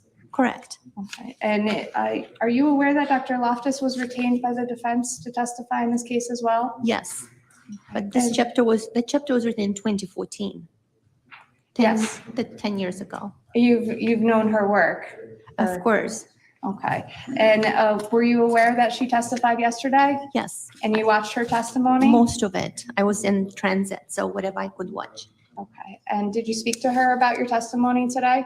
I did not speak with her yesterday or today. And just to be clear, you also have not spoken to Michelle Troconis in the entire time that you have been retained by the defense attorney, except for the 5 minutes this morning. Correct. I have nothing further. Thank you. I just have a couple of questions for you, Doctor. You were asked questions about the length of the report that you prepared as being only one page, Exhibit AAA for today.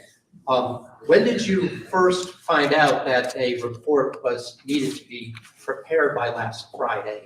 at Last midnight? Friday afternoon while I was at the conference. And were you made aware that the court had ordered that it had to be prepared by midnight of last Friday, Correct, yes, Eastern time? yes. Had you, if you had had more time, would you have anticipated making a more extensive report if you had been asked to do so prior to that? Yes, No further questions. If I may, just, you've had a week, correct? Objection, That's- Your Honor. The court had given us like 6 hours, so that's 7 hours. Well, the court, If I can clarify that, Your Honor, you filed that report last Friday, right? yes. That's 7 days ago. So in the past 7 days, did you file a supplemental report? I have never filed a report of any kind. I didn't know I would have to file a report. So Friday afternoon, while I'm at the conference, I'm being told we need to file a report within the next few hours. I didn't even know that I can file another report. That's Okay. not something that, And I counsel would- asked you if you would want to make it more in depth, and you indicated yes on direct. if you need a more extensive report, I'm happy to prepare one. Thank you. Nothing further. No further questions. Marion, you may step down.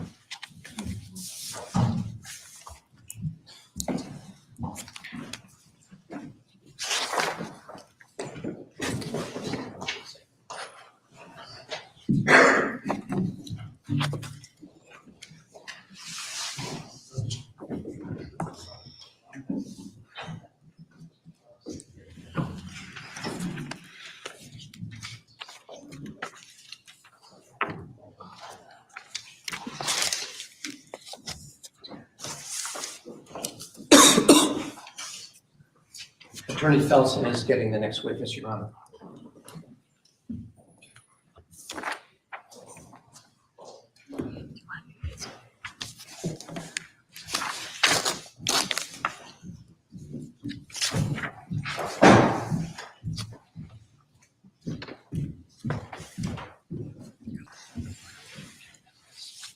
could please raise your right hand.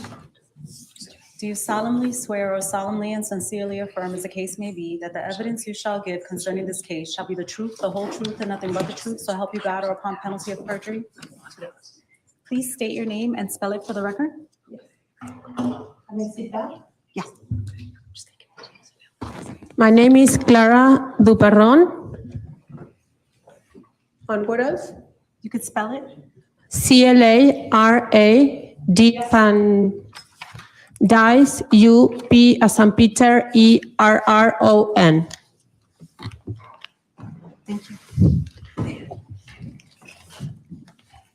Good morning, Ms. Dupron. Good morning. Do you go by any other name other than Clara Dupron? Yes, my nickname is Petu, Petu.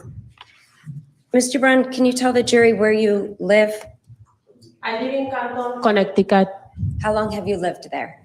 since 2012. Before you lived in 2012, when you lived in Canton, where did you live? I lived for 2 years in Simsbury, Connecticut, but before I'm originally from Argentina, from Buenos Aires. Did you grow up in Argentina? Yes, Do you know Michelle Troconis? yes. I know. Can you tell the jury how you know Michelle Troconis? I met Michelle through a mutual friend that we had, that because I'm from Latin America and I have kids the same age as Michelle's daughter, so she thought that it would be a good fit for us to get together. And yes, we grew up with the same culture, so that is a very typical behavior when someone from Latin America come. It's very common that you introduce to them because you share a lot of things with them. You met her in 2017? Yes, All right, and did you become friends with Michelle in 2017? yes, Are you still friends with Michelle Yes. Troconis? And obviously, you don't want anything bad to happen. You're concerned Of about course. her, right? yes, of course. But you're under oath Yes, and you understand you need to tell the truth? totally. Where was Michelle living in 2017? She was living in Fort Jefferson Crossing in Farmington. Do you know who Michelle was living with at Fort Jefferson Crossing? Yeah, she was living with Fotis Dulos and the daughter, Nicole. When did you meet Fotis Dulos? First of all, I met Michelle, and then we became friends, and then she introduced me Fotis. Did you also become friends? Did you consider Fotis Dulos a friend of yours? Yes, was friend, yes. In 2017 and 2018, did you socialize with both Michelle and Fotis? Yes, was more with Michelle, but yes, we did movie nights, barbecues, Mother's Days together that he was there. Yes, that typical things that you do with your friends, and when the partner is there, you socialize. And did you and your daughter and Michelle and her daughter get together? Yes, Do you water ski? not water ski. Did you ever go down to the pond with Yes, I Michelle? went to the pond. Had you ever met Fotis's children? No, I never.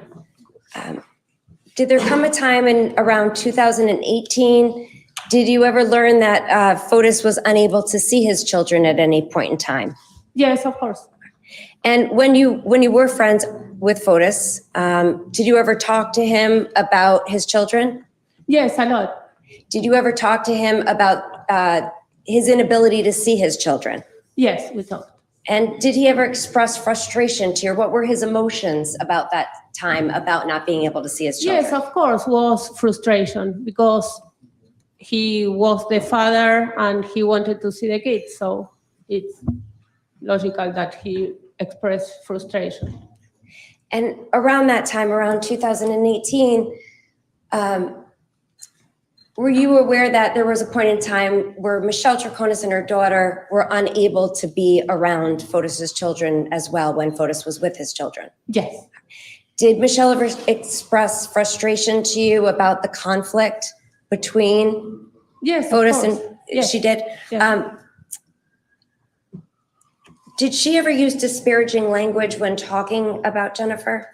Excuse me, what is disparaging? Did she ever say anything, swear words about Jennifer? No, Have you heard Michelle swear before?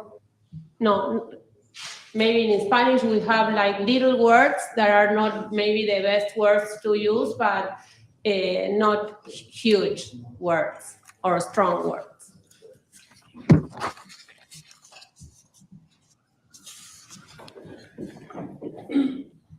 I'm going to go to around 2019.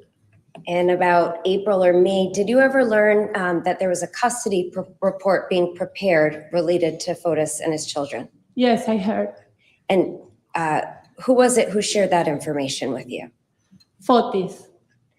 And did you know whether or not, in fact, a custody report had been finalized? Objection.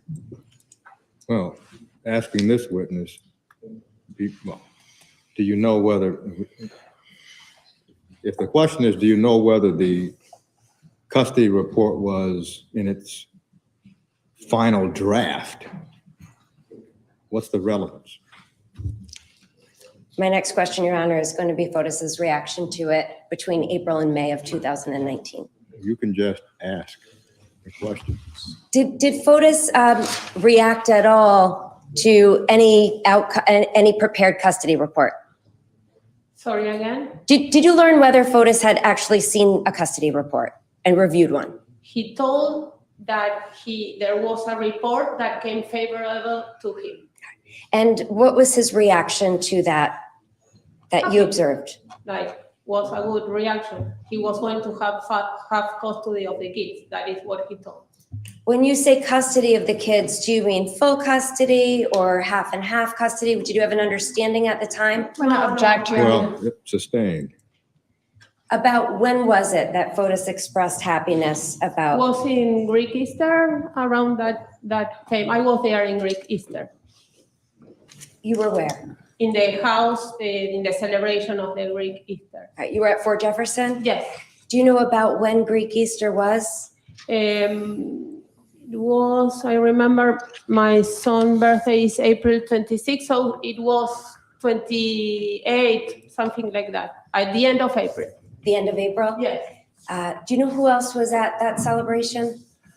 Where all my kids was Michelle's part of family. A lot of kids were there, were Fotis friends. Some, I remember Mike Rose. I remember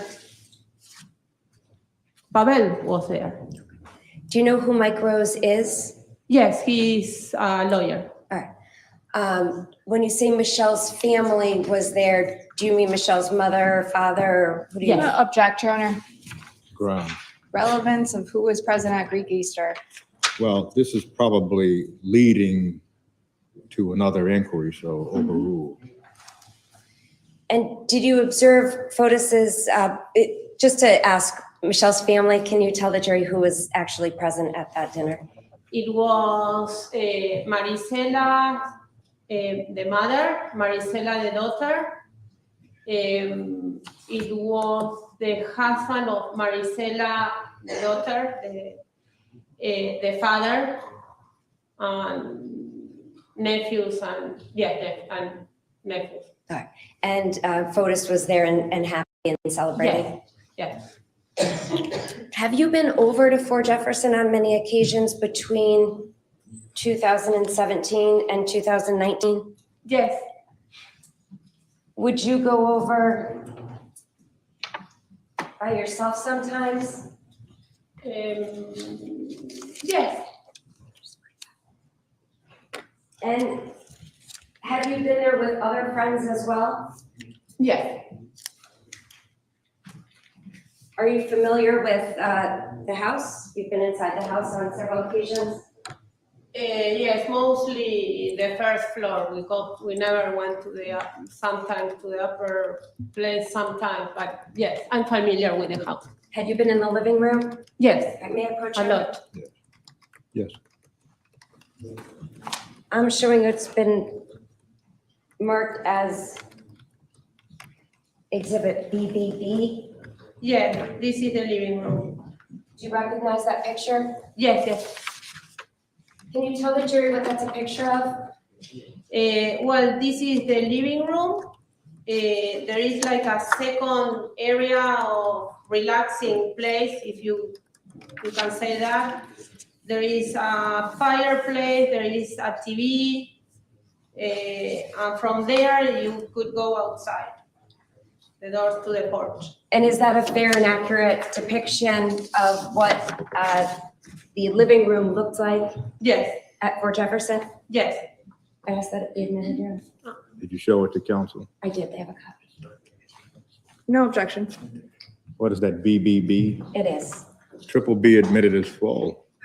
I don't think this is on me, I just show it to the jury briefly.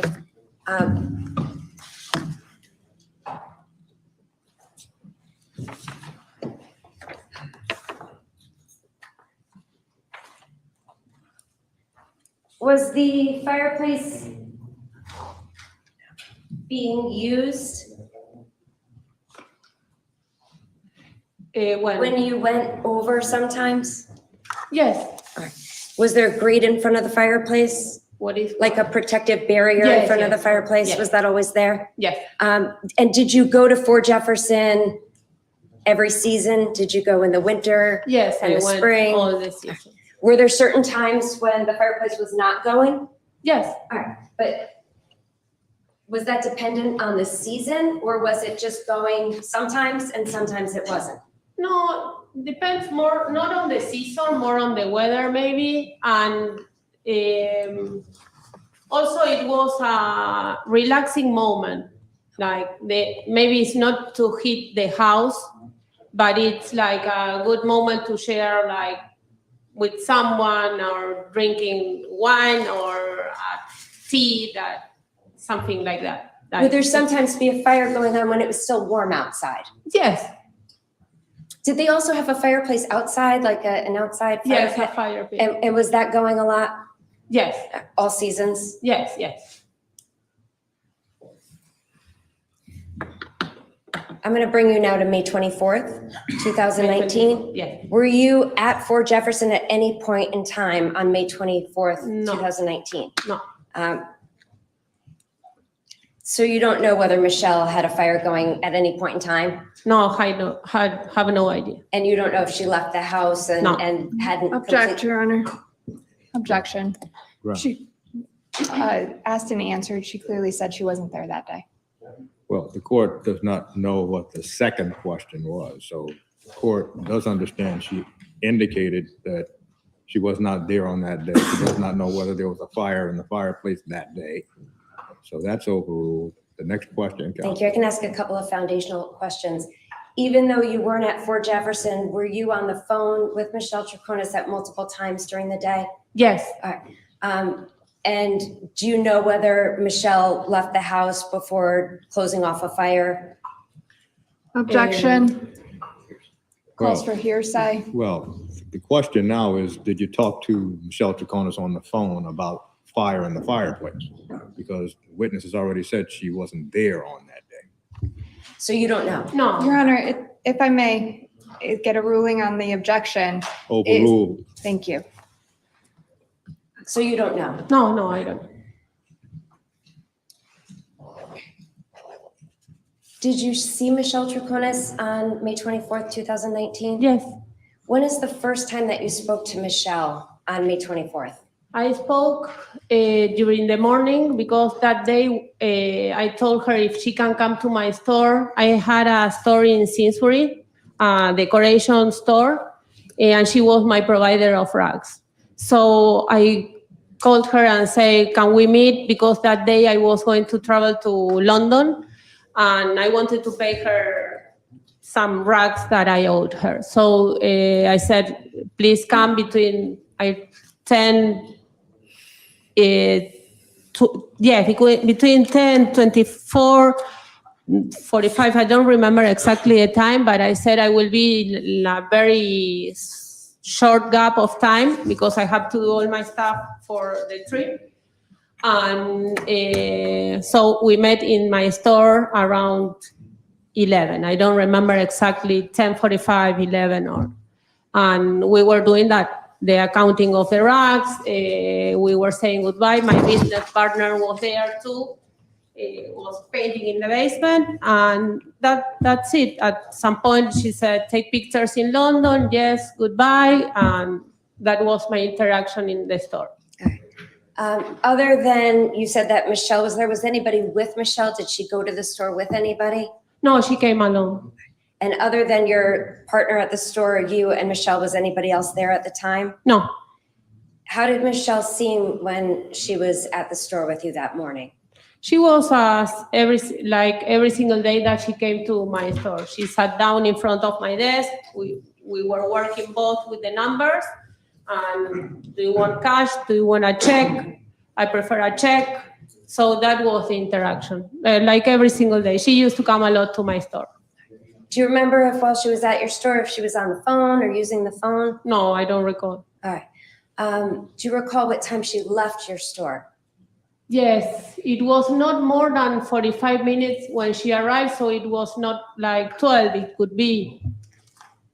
Was Michelle in a rush at all? Excuse me? Was she in a rush No, it was me that I was in a rush.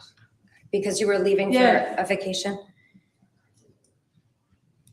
Did you communicate at all with Michelle at any other point in time during the day? Yes, a lot of times. Can you tell the jury about those communications? In one moment, I took an Uber to go to Boston, and the Uber driver stopped to put oil to the car and make some stuff with the car, and I texted her and said, this guy, like, he could do this in another time. He's dropping me off in Boston and he had to do so. It was like a funny conversation. And then I remember finally I'm heading the airport.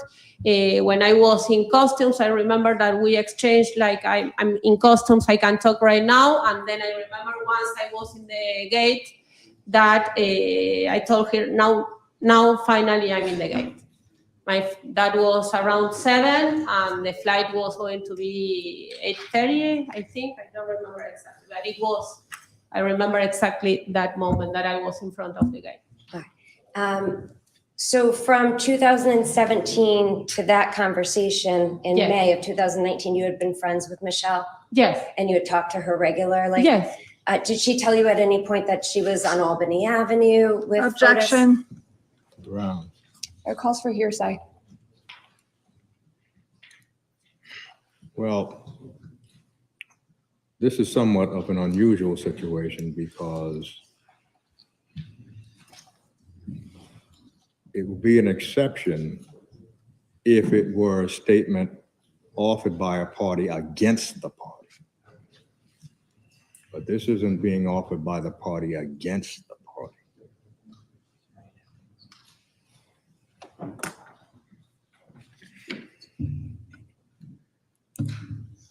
So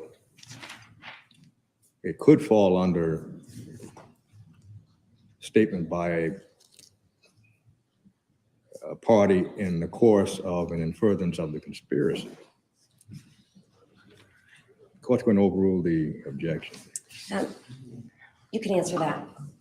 Can you repeat the question, please? Did Michelle ever say she was on Albany Avenue with No. Fotis or cleaning Edie Mountain? No, While you were talking to her and texting with her, did she seem upset no, or nervous or in distress no, or anxious? nothing. And you had talked to her many times before in the preceding months Yes. and years.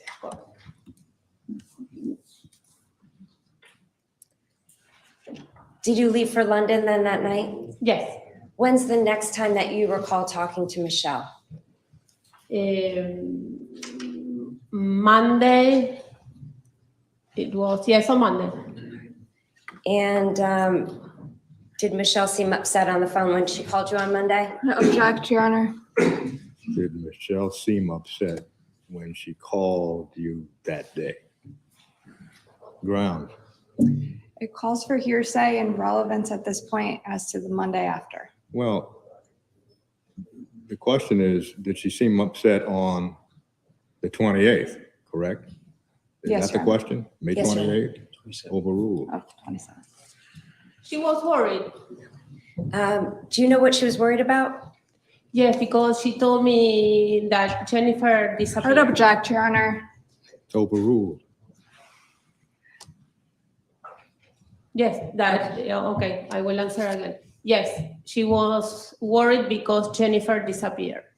At some point, did you come back from London? Yes. Obviously you did. When did you come back? I came back the same week on Thursday night, late in the night, When did you next see Michelle? on Saturday, Was that June 1st? June 1st. Yes. Can you tell the jury when you saw Michelle and the circumstances surrounding that? Yes, that day I was working in my store, and during the day we had a couple of conversations, and she said, we are gonna go to, Object again, Your Honor. Well, the court does not know what this testimony will be. Court is not certain it will be relevant because every conversation is not going to be relevant. So, counsel, can you sharpen your question? I can. Sustained.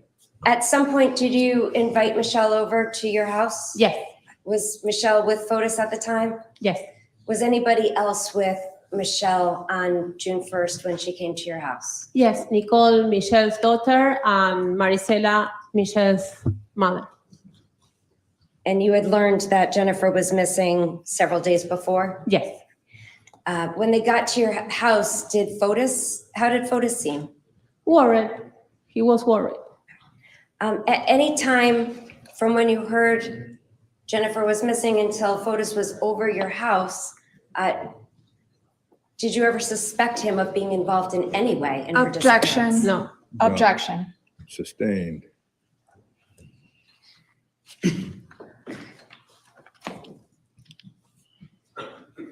How did Michelle seem to you when she was at your house? she was tired that day. And was your daughter home Yes, and Nicole was over? yes, they were playing together. Um, Do you know what Fotis was worried about? Objection. Sustained. At some point, did they leave your house? Yes, And do you know where they went? Objection. Grounds.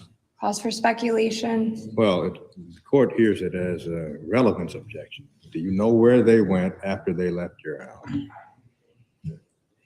Relevance. to the hotel. Well, You can't answer. strike that. It's sustained. Did Michelle indicate where she planned to go? Objection. Well, relevance, counsel.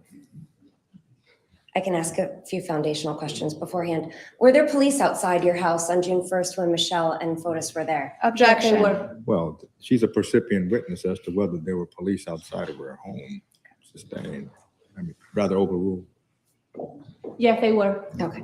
And what was your understanding why police were outside of your house? My understanding Objection. was, Sustained. At some point after Michelle left, did you receive a phone call? yes, And who called you? Marisela. Did Maricela see? Objection. Well, the question hasn't been asked yet. What's the question, counsel? Did Maricela seem upset on the phone? Objection. Relevance. Sustained. What happened after you received that phone call? I went to the Objection. hotel. Well,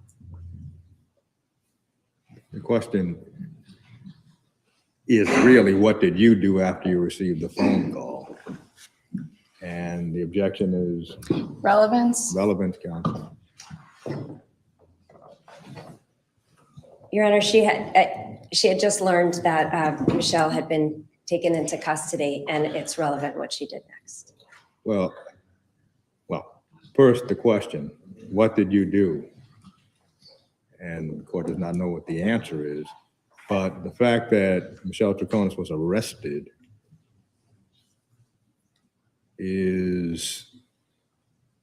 that's not in dispute. What this witness did as a result of Michelle Troconis being arrested Well, let's hear the question, counsel. What did this witness do as a result of Michelle Troconis being arrested? That's the question? It is, Your Honor. Relevance. Sustained. Did you ever speak to Fotis again after May 24th, 2019? No, never again. You and Michelle continue to speak? Yes, You remain friends? yes.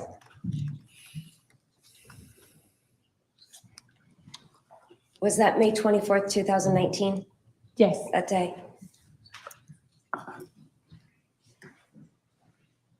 The day of Michelle's arrest, that she was at your house, that was the following week?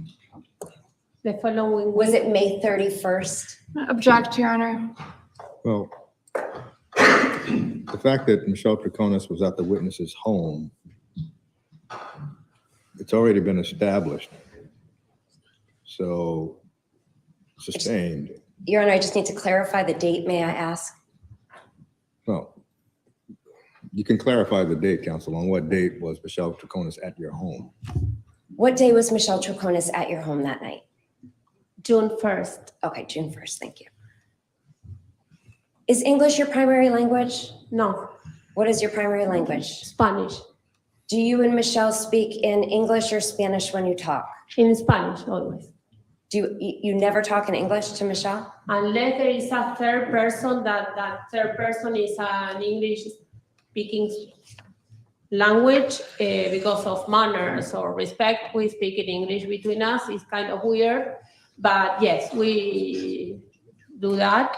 And certain times, though there is a third person and it's night and we are tired, we say like, excuse me for a minute, we are gonna talk something short between us because it is easier to certain words and we exchange like in Spanish. But yes, between us is always Spanish. No way. In April and early May of 2019, was Michelle expressing a present intention to move? Objection.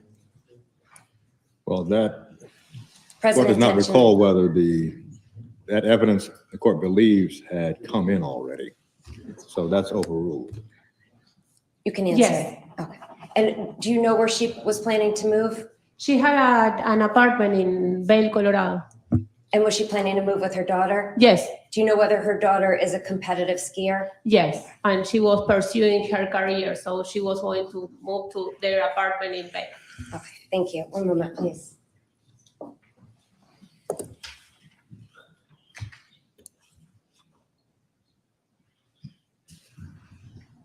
I have no further questions. Thank you. Thank you.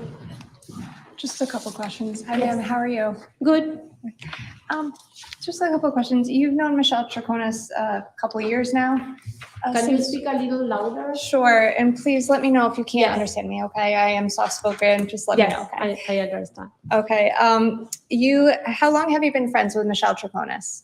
8 years, like 8 years, yes. Okay, and you would consider yourself a good friends? Yes, In fact, you've actually referred to her in the past or your relationship stating you instantly clicked and had an incredible connection. Do you recall saying that?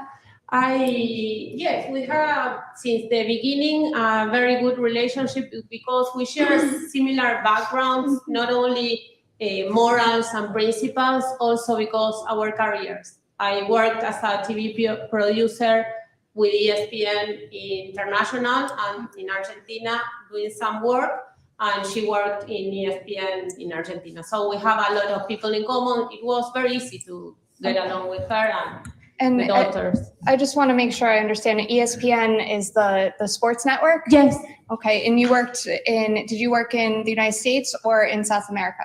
I worked here in the United States, but also was doing some freelance work in ESPN in Argentina. Okay, and you had that in common with Michelle Troconis? Yes, Because she we knew a lot of people that we talked. Do you know this? Yes. Oh, yes. I am friend with this. I knew this. So it was very easy.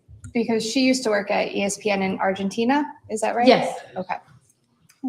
And you've described your friendship as, well, the two of you being inseparable. Do you recall writing that? No, inseparable. No, we are close friends. I don't remember if I where, from where. Okay. Where did you find that? Well, would it refresh your recollection to take a look at a letter you wrote back in March of 2023? Well, it could be like inseparable. Yeah, very close. Okay, would you like to see the letter or would? No, it's you're okay. good? I trust you. Okay. And you also described it as a beautiful friendship. Do you Yes. recall saying that? Yes, healthy and beautiful. Okay. And I think you testified on direct as well that you did lots of stuff together. Yes. You talked about barbecues. Yes. And I think in the letter you referred to hiking and coffee. Okay, you spent a lot of time with her. Yes. Okay, and you care about her a lot. Of course. And you both have your own business, correct? Yes. Okay. In 2019, what's the name of your store? Lighthouse Designed Concept Store in Simsbury, Connecticut. In Simsbury. And Michelle Troconis was a supplier for your business? Yes. Okay, she had her own business selling rugs? Yes. And she sold rugs at your store? So again? Did she sell rugs at your store? I sell rugs in my store. She was my provider. Oh, okay. Okay. Now, you've spoken to her about the fact that you're testifying today. Yes. Okay. And you've spoken to Attorney Schoenhorn about your testimony or Attorney Felsen?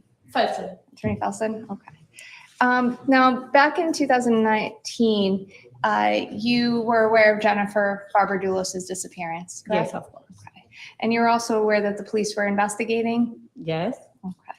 And actually, in May of 2021, the state police actually reached out to you. Yes. And you, Detective John Kimball called you. Do you recall that? I remember that I received a text from nowhere and I said, okay, this is a scam. I couldn't believe that the police was going to contact me by text. So I said, okay, I will not answer.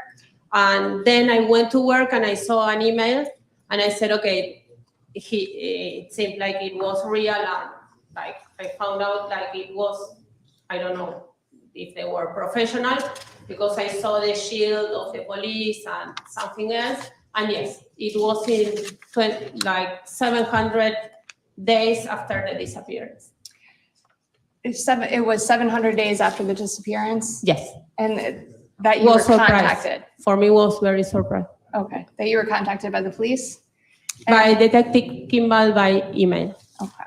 And they asked to speak with you, and you refused to speak with them, is that I correct? didn't refuse to speak with them. I said that if they want, they can subpoena me. So I could go and talk with an interpreter because I knew I didn't trust them. So I said, okay, I will go subpoena me and I go with the interpreter. Actually, is it true you indicated you would be happy to truthfully Yes, answer any because- questions? Please let me finish my question, Okay. please. Go ahead. I would be happy to truthfully answer any questions you have for me via email. Yes, because I felt more comfortable also because my language. Okay. So it is easier for me to write than to speak. And you actually, in that email, told them that you had information that would help the defendant. Yes, I have here the email if you want. No, it's okay. I have it. Okay. You said you had information that would hurt the state's case. Yes, of course. Okay. But you would only answer that if they submitted their questions in writing. Is that No, correct? not only in writing, I was clear saying subpoena me and I will be happy to be there and testifying or interviewing. And you also called them incompetent. Yes, I did. And I feel And- like I went a little farther. But yes, I called them incompetent, but then I put in bracket that was not what I said. I said I had two options. One, that you are incompetent, that I don't think so. That was in parentheses. And the second option was that, or you don't want to hear the other side of a story because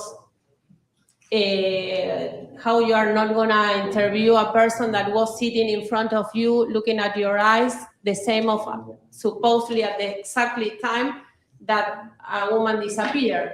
And Well, I was let me ask suspicious. you, yeah, let me ask you this, Yes. ma'am, if you can. So you have, at that time, you felt you had information that could help your friend. You're correct? Yes, Okay, and I that can't your tell you. inseparable, beautiful friendship. You Yes. had information. And since the 5 years since 2019 and 3 years since you've been contacting by the police, you kept that to yourself. yes, because I didn't trust the police. Okay, and if you didn't contact anybody else, you didn't contact the news media? No, I would never talk in the media. Okay, or anybody else, just you kept that information that you claim helps your friend for 5 years now? I was waiting for this day to talk with everyone about it. Okay, and I just want to make sure I clarify for something you said on direct. In May, June time period of 2019, Michelle Troconis, in May of 2019, Michelle Troconis was planning on moving to Colorado? She was planning in which? In 2019, in May of 2019, you testified on direct that she had an intention to move out of state. Yes, she was. I don't know exactly if it was May. I don't have but she was close to moving to Colorado because I remember that because she was saying, but I want for my daughter to finish school. That it makes a lot of sense. So after that, she was going to move to Colorado. And she was going to leave Fotis Dulos and move to Colorado. She was going to move to Colorado. I don't know if she was leaving him. She was moving to Colorado. That is Nothing what I- further. Thank you, ma'am. The state had asked you some questions about being contacted by the police. Do Yes. you remember that in 2021? Yes. Yeah. You were with Michelle on May 24th of 2019, right? Yes. Okay. And you had known Michelle all through 2017 and 2019, Yes. and you knew Fotis Dulos. Yes. You had been around them many times. Yes. You'd been there to their house many times. Yes. You've spoken to Michelle on A many lot. occasions. You texted with her a lot. I'm going to object, Your Honor. This is Well, asked and this answered is- and well, outside the scope. This is a running wheel, but where's it going? I'll wrap it up, Your Honor. Did the police contact you in May of 2019? No. Did they contact you in June of 2019 after Michelle was arrested? No.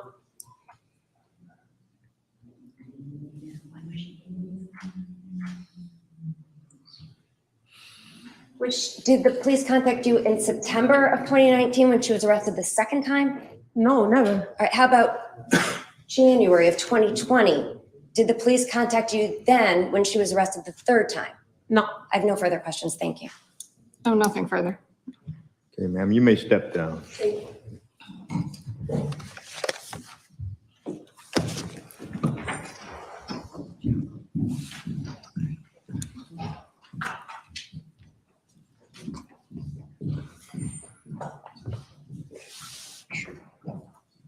Your Honor, I'd ask that this be marked.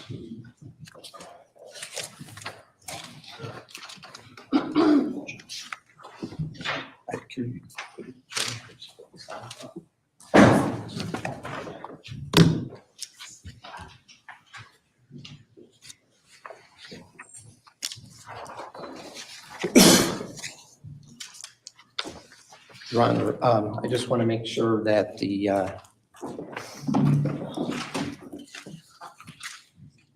Is there no objection to this exhibit? Your Honor, I have no objection to just this document coming in. Yes, by agreement, Your Honor, this is Exhibit CCC. And if I could.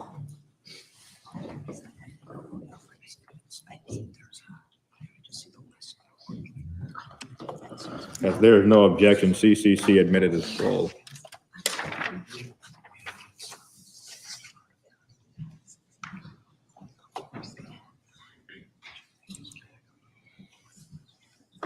Just have a moment. I'm looking for another exhibit.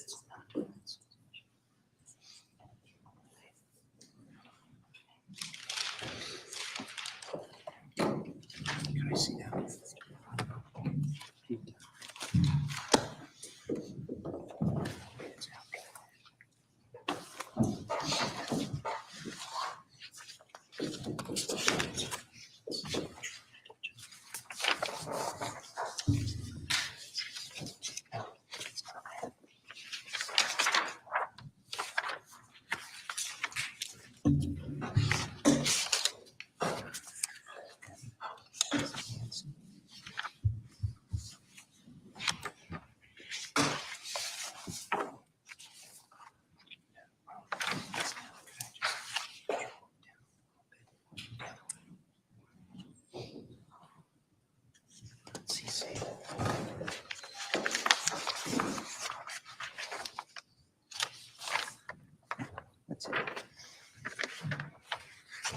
I agree, Your Honor. Triple C, I'm just going to show the jury.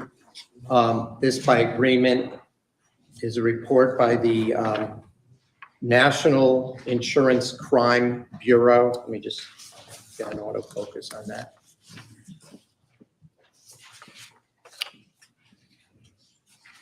And I'll just note, Your Honor, it's a 3-page document. I would not I'm not going to read the entire document, but if I may read a couple of sentences from this document with the court's permission.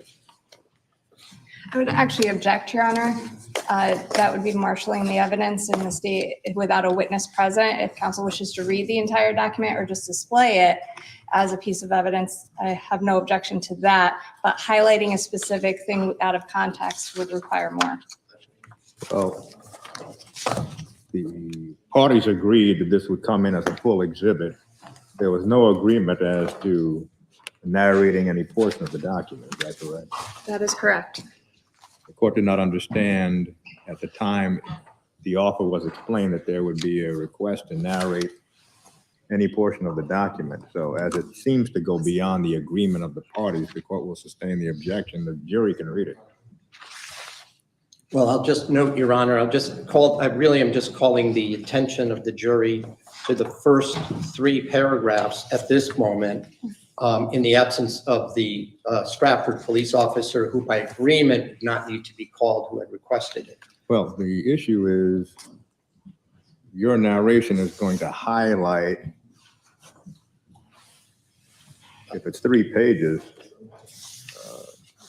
probably 12% of what's in the document. And so the court is not going to permit that because the state then may wish to indicate some other portion of the document, and then we have competing narratives. The jury can see the whole document and come to their own conclusion. All right, well then, with the court's permission, I will read the document into evidence. That makes no sense. It's in evidence. And that was not part of the agreement. Well, So, then I'm going to leave it up on the screen so the jury can, at their pace, review. no, you'll take it down because it's in evidence. So you can take it down. Am I permitted to pass it to the jury? No. I would also then call the jury's attention to Exhibit C, which is already in evidence, and just ask that this is the entire exhibit. Your Honor, if I may, There this was is no improper. agreement that of course, this can be published, but there's no narrative.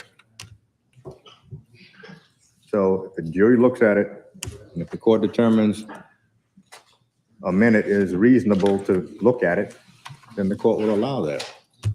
Fair enough, Your Honor. I'm just going to then put the document, this again is C, just leave it up on the screen for 1 minute.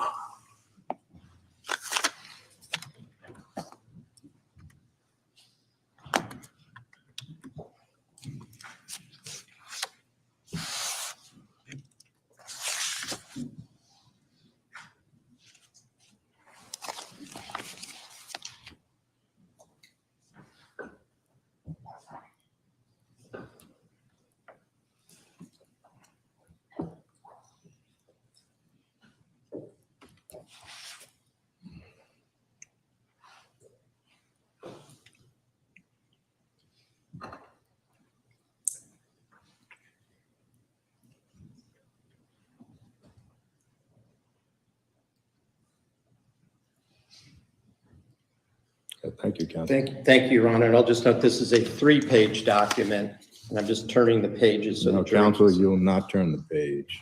You'll take the document back over to the clerk.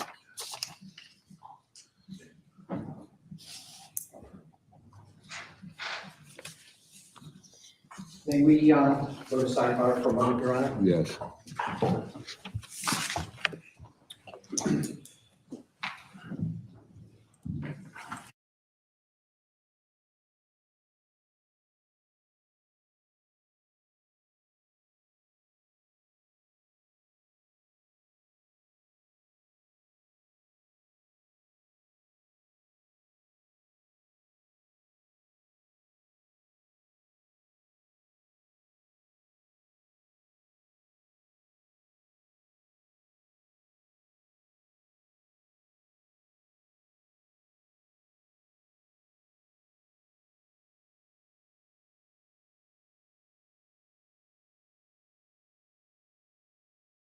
a legal matter right now.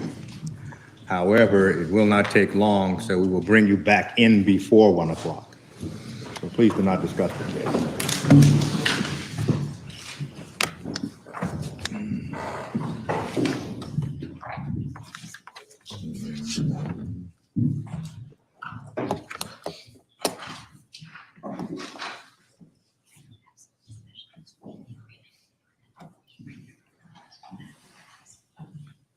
Thank you. At this time, what the court is going to do is either, if it's the desire of Attorney Schoenhorn, that the court proceed with the canvass as to whether or not Michelle Troconis wishes to testify in her own defense, or whether counsel wishes to put forward the canvass.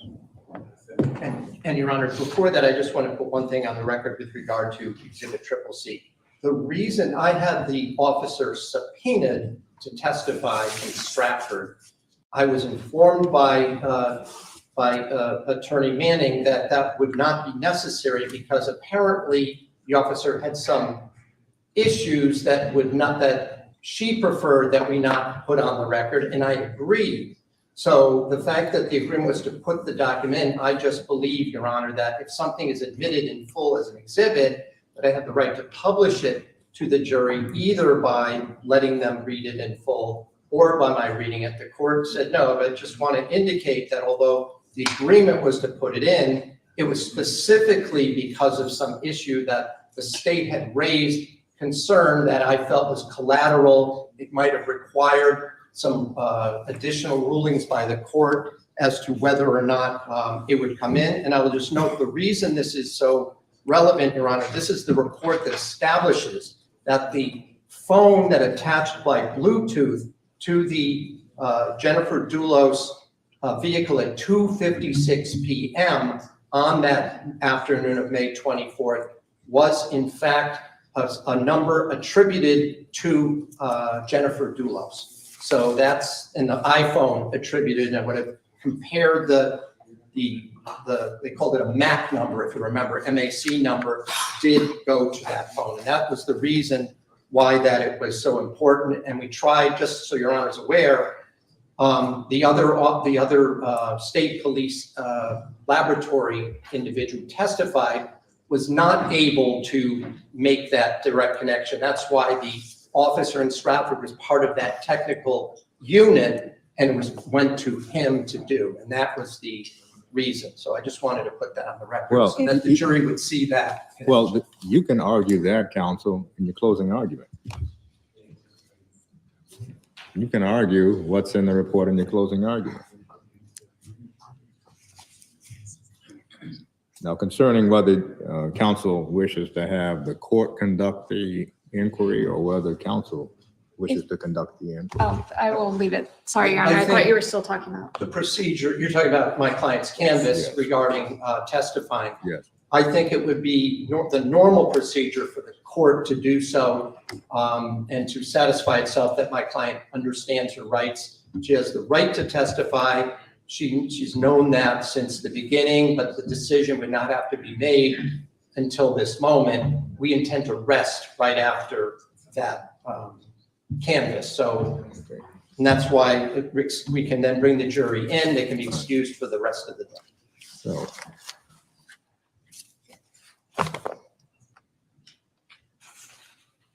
Your Honor, may I interpret for a moment? yes. Thank you.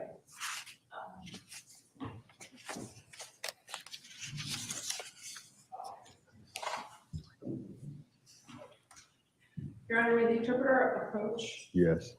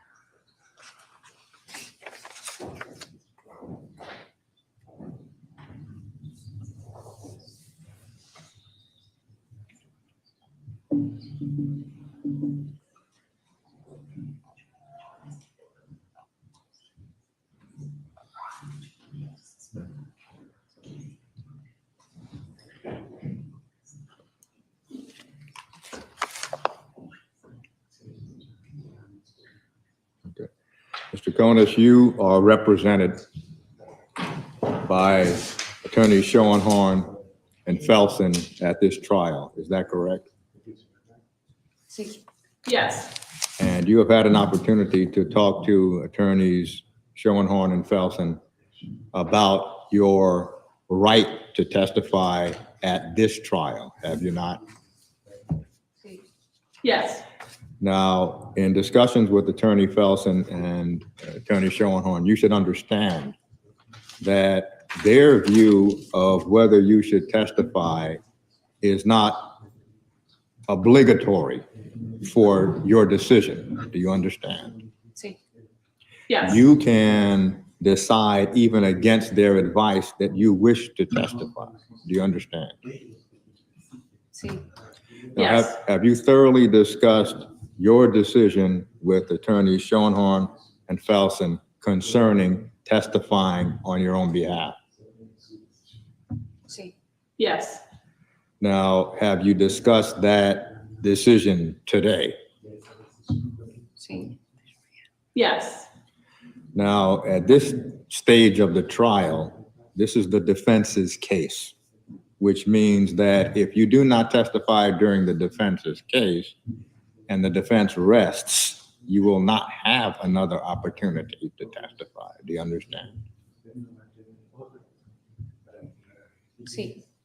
Yes. Now, as a result of your discussions with attorneys Schoenhorn and Felsen, have you decided today, based on discussions today, that you do not wish to testify? May I have 1 moment, please, Your Honor?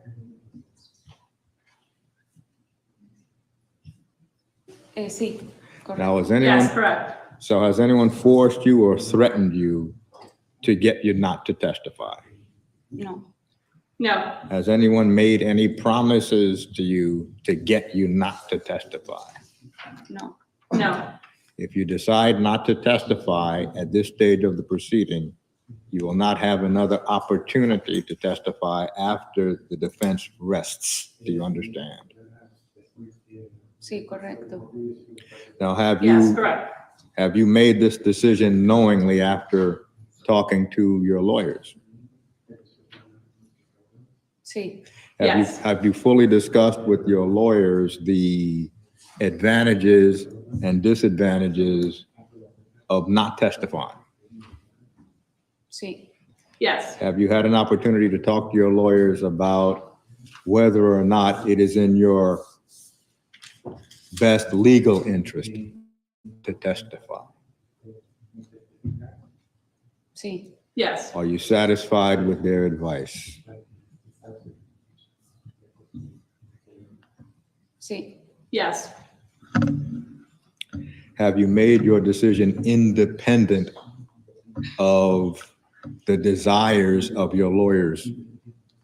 In other words, if your lawyers wanted you to testify and you have decided not to testify, is that your independent decision? Sí. And you have not Yes. been forced to make that decision. No. No. So the court can find at this point that the decision of Michelle Troconis not to testify has been made knowingly, voluntarily, and intelligently after having consulted with counsel on this date, the 23rd of February, 2024. Thank you. You may be seated. We can bring the jury back in.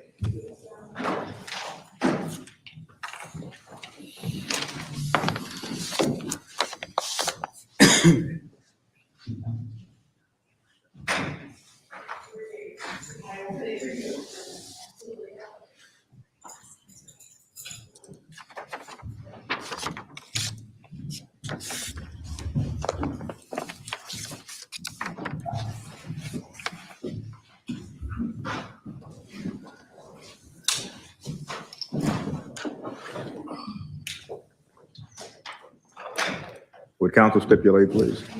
Yes, Your Honor. Yes, Your Honor. Attorney Sean. Thank you. At this time, the defense rests. Thank you. Your Honor, at this time, the state is not going to be putting on a rebuttal case. Thank you. So what that means, ladies and gentlemen, is that the defense has rested its case, which means the defense intends to call no other witnesses. The state has decided that it will present no rebuttal case. So what you have heard is the entire evidence of the case. How we proceed from here is essentially legal arguments that will not require your appearance. So the lawyers will be prepared to render their closing arguments on Tuesday morning at 10 o'clock. After that, the court will then instruct you on the law. The court realizes that those instructions are probably going to take 20 to 25 minutes to read. So what the court will do is give each one of you a copy of the instructions that the court will read. After that, the lawyers will inspect all of the evidence. You'll retire to the deliberation room. And when all of you are in the deliberation room and all of the exhibits are in the deliberation room with you, you can begin to deliberate. Because the parties have rested, please be aware that you're still under the obligations not to follow any of the reports, blogs, media coverage, anything that has happened in this trial is not to be reviewed by you on YouTube or any other platform or reviewed in any publication. In addition, there has been reported to the court that some media members want to talk to you even now. So that's prohibited. Again, you may not even know who those members of the media are. So if anyone approaches you at this point, even though the parties have rested, please just turn that aside. So at this point, we plan to see you Tuesday morning at 10 o'clock for closing arguments. Have a safe weekend. Thank you.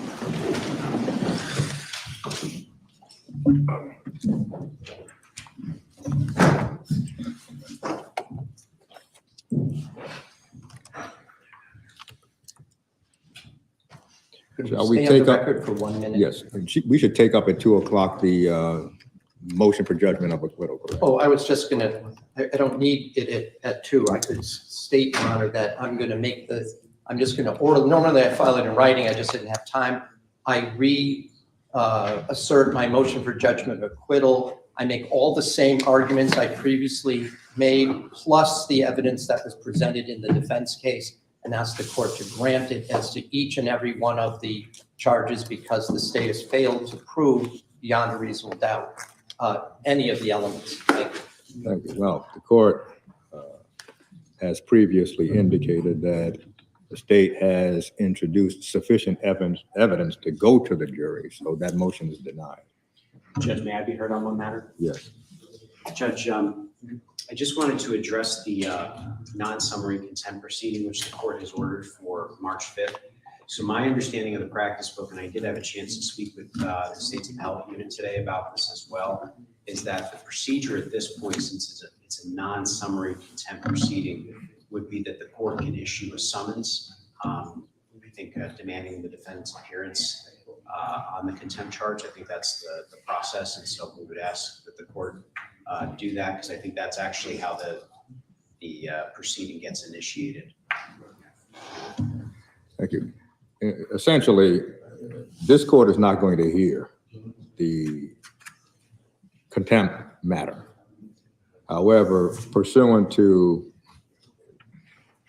really the practice book, the court has to order, well, essentially an appearance by the defense. So the court will go through the clerk's office to do that. Now, Attorney Frost has entered his appearance. So the court does not know whether other counsel will appear. And that may have to be discussed with counsel. And Your Honor, I agree with the court. The practice book says you may order a summons, so I think what the court just described is consistent with the practice book. Thank you. So is there any other business to take up today? Now, does the court still wish at least our draft jury instructions to be filed by 4 or 5? Yes. And we will email that to counsel in the court, and we will either fax file or deliver it to the clerk's office. And what we would do on Monday morning, 10 o'clock, is have the charge conference. In fact, Your Honor, as long as we email it to the court by the end of the day, would it then at least meet the court's schedule if the physical copy was received Monday morning? That's fine. Okay. Thank you. Anything else? Nothing, Judge. Okay, thank you. We'll stand adjourned until Monday morning, 10 o'clock. All rise.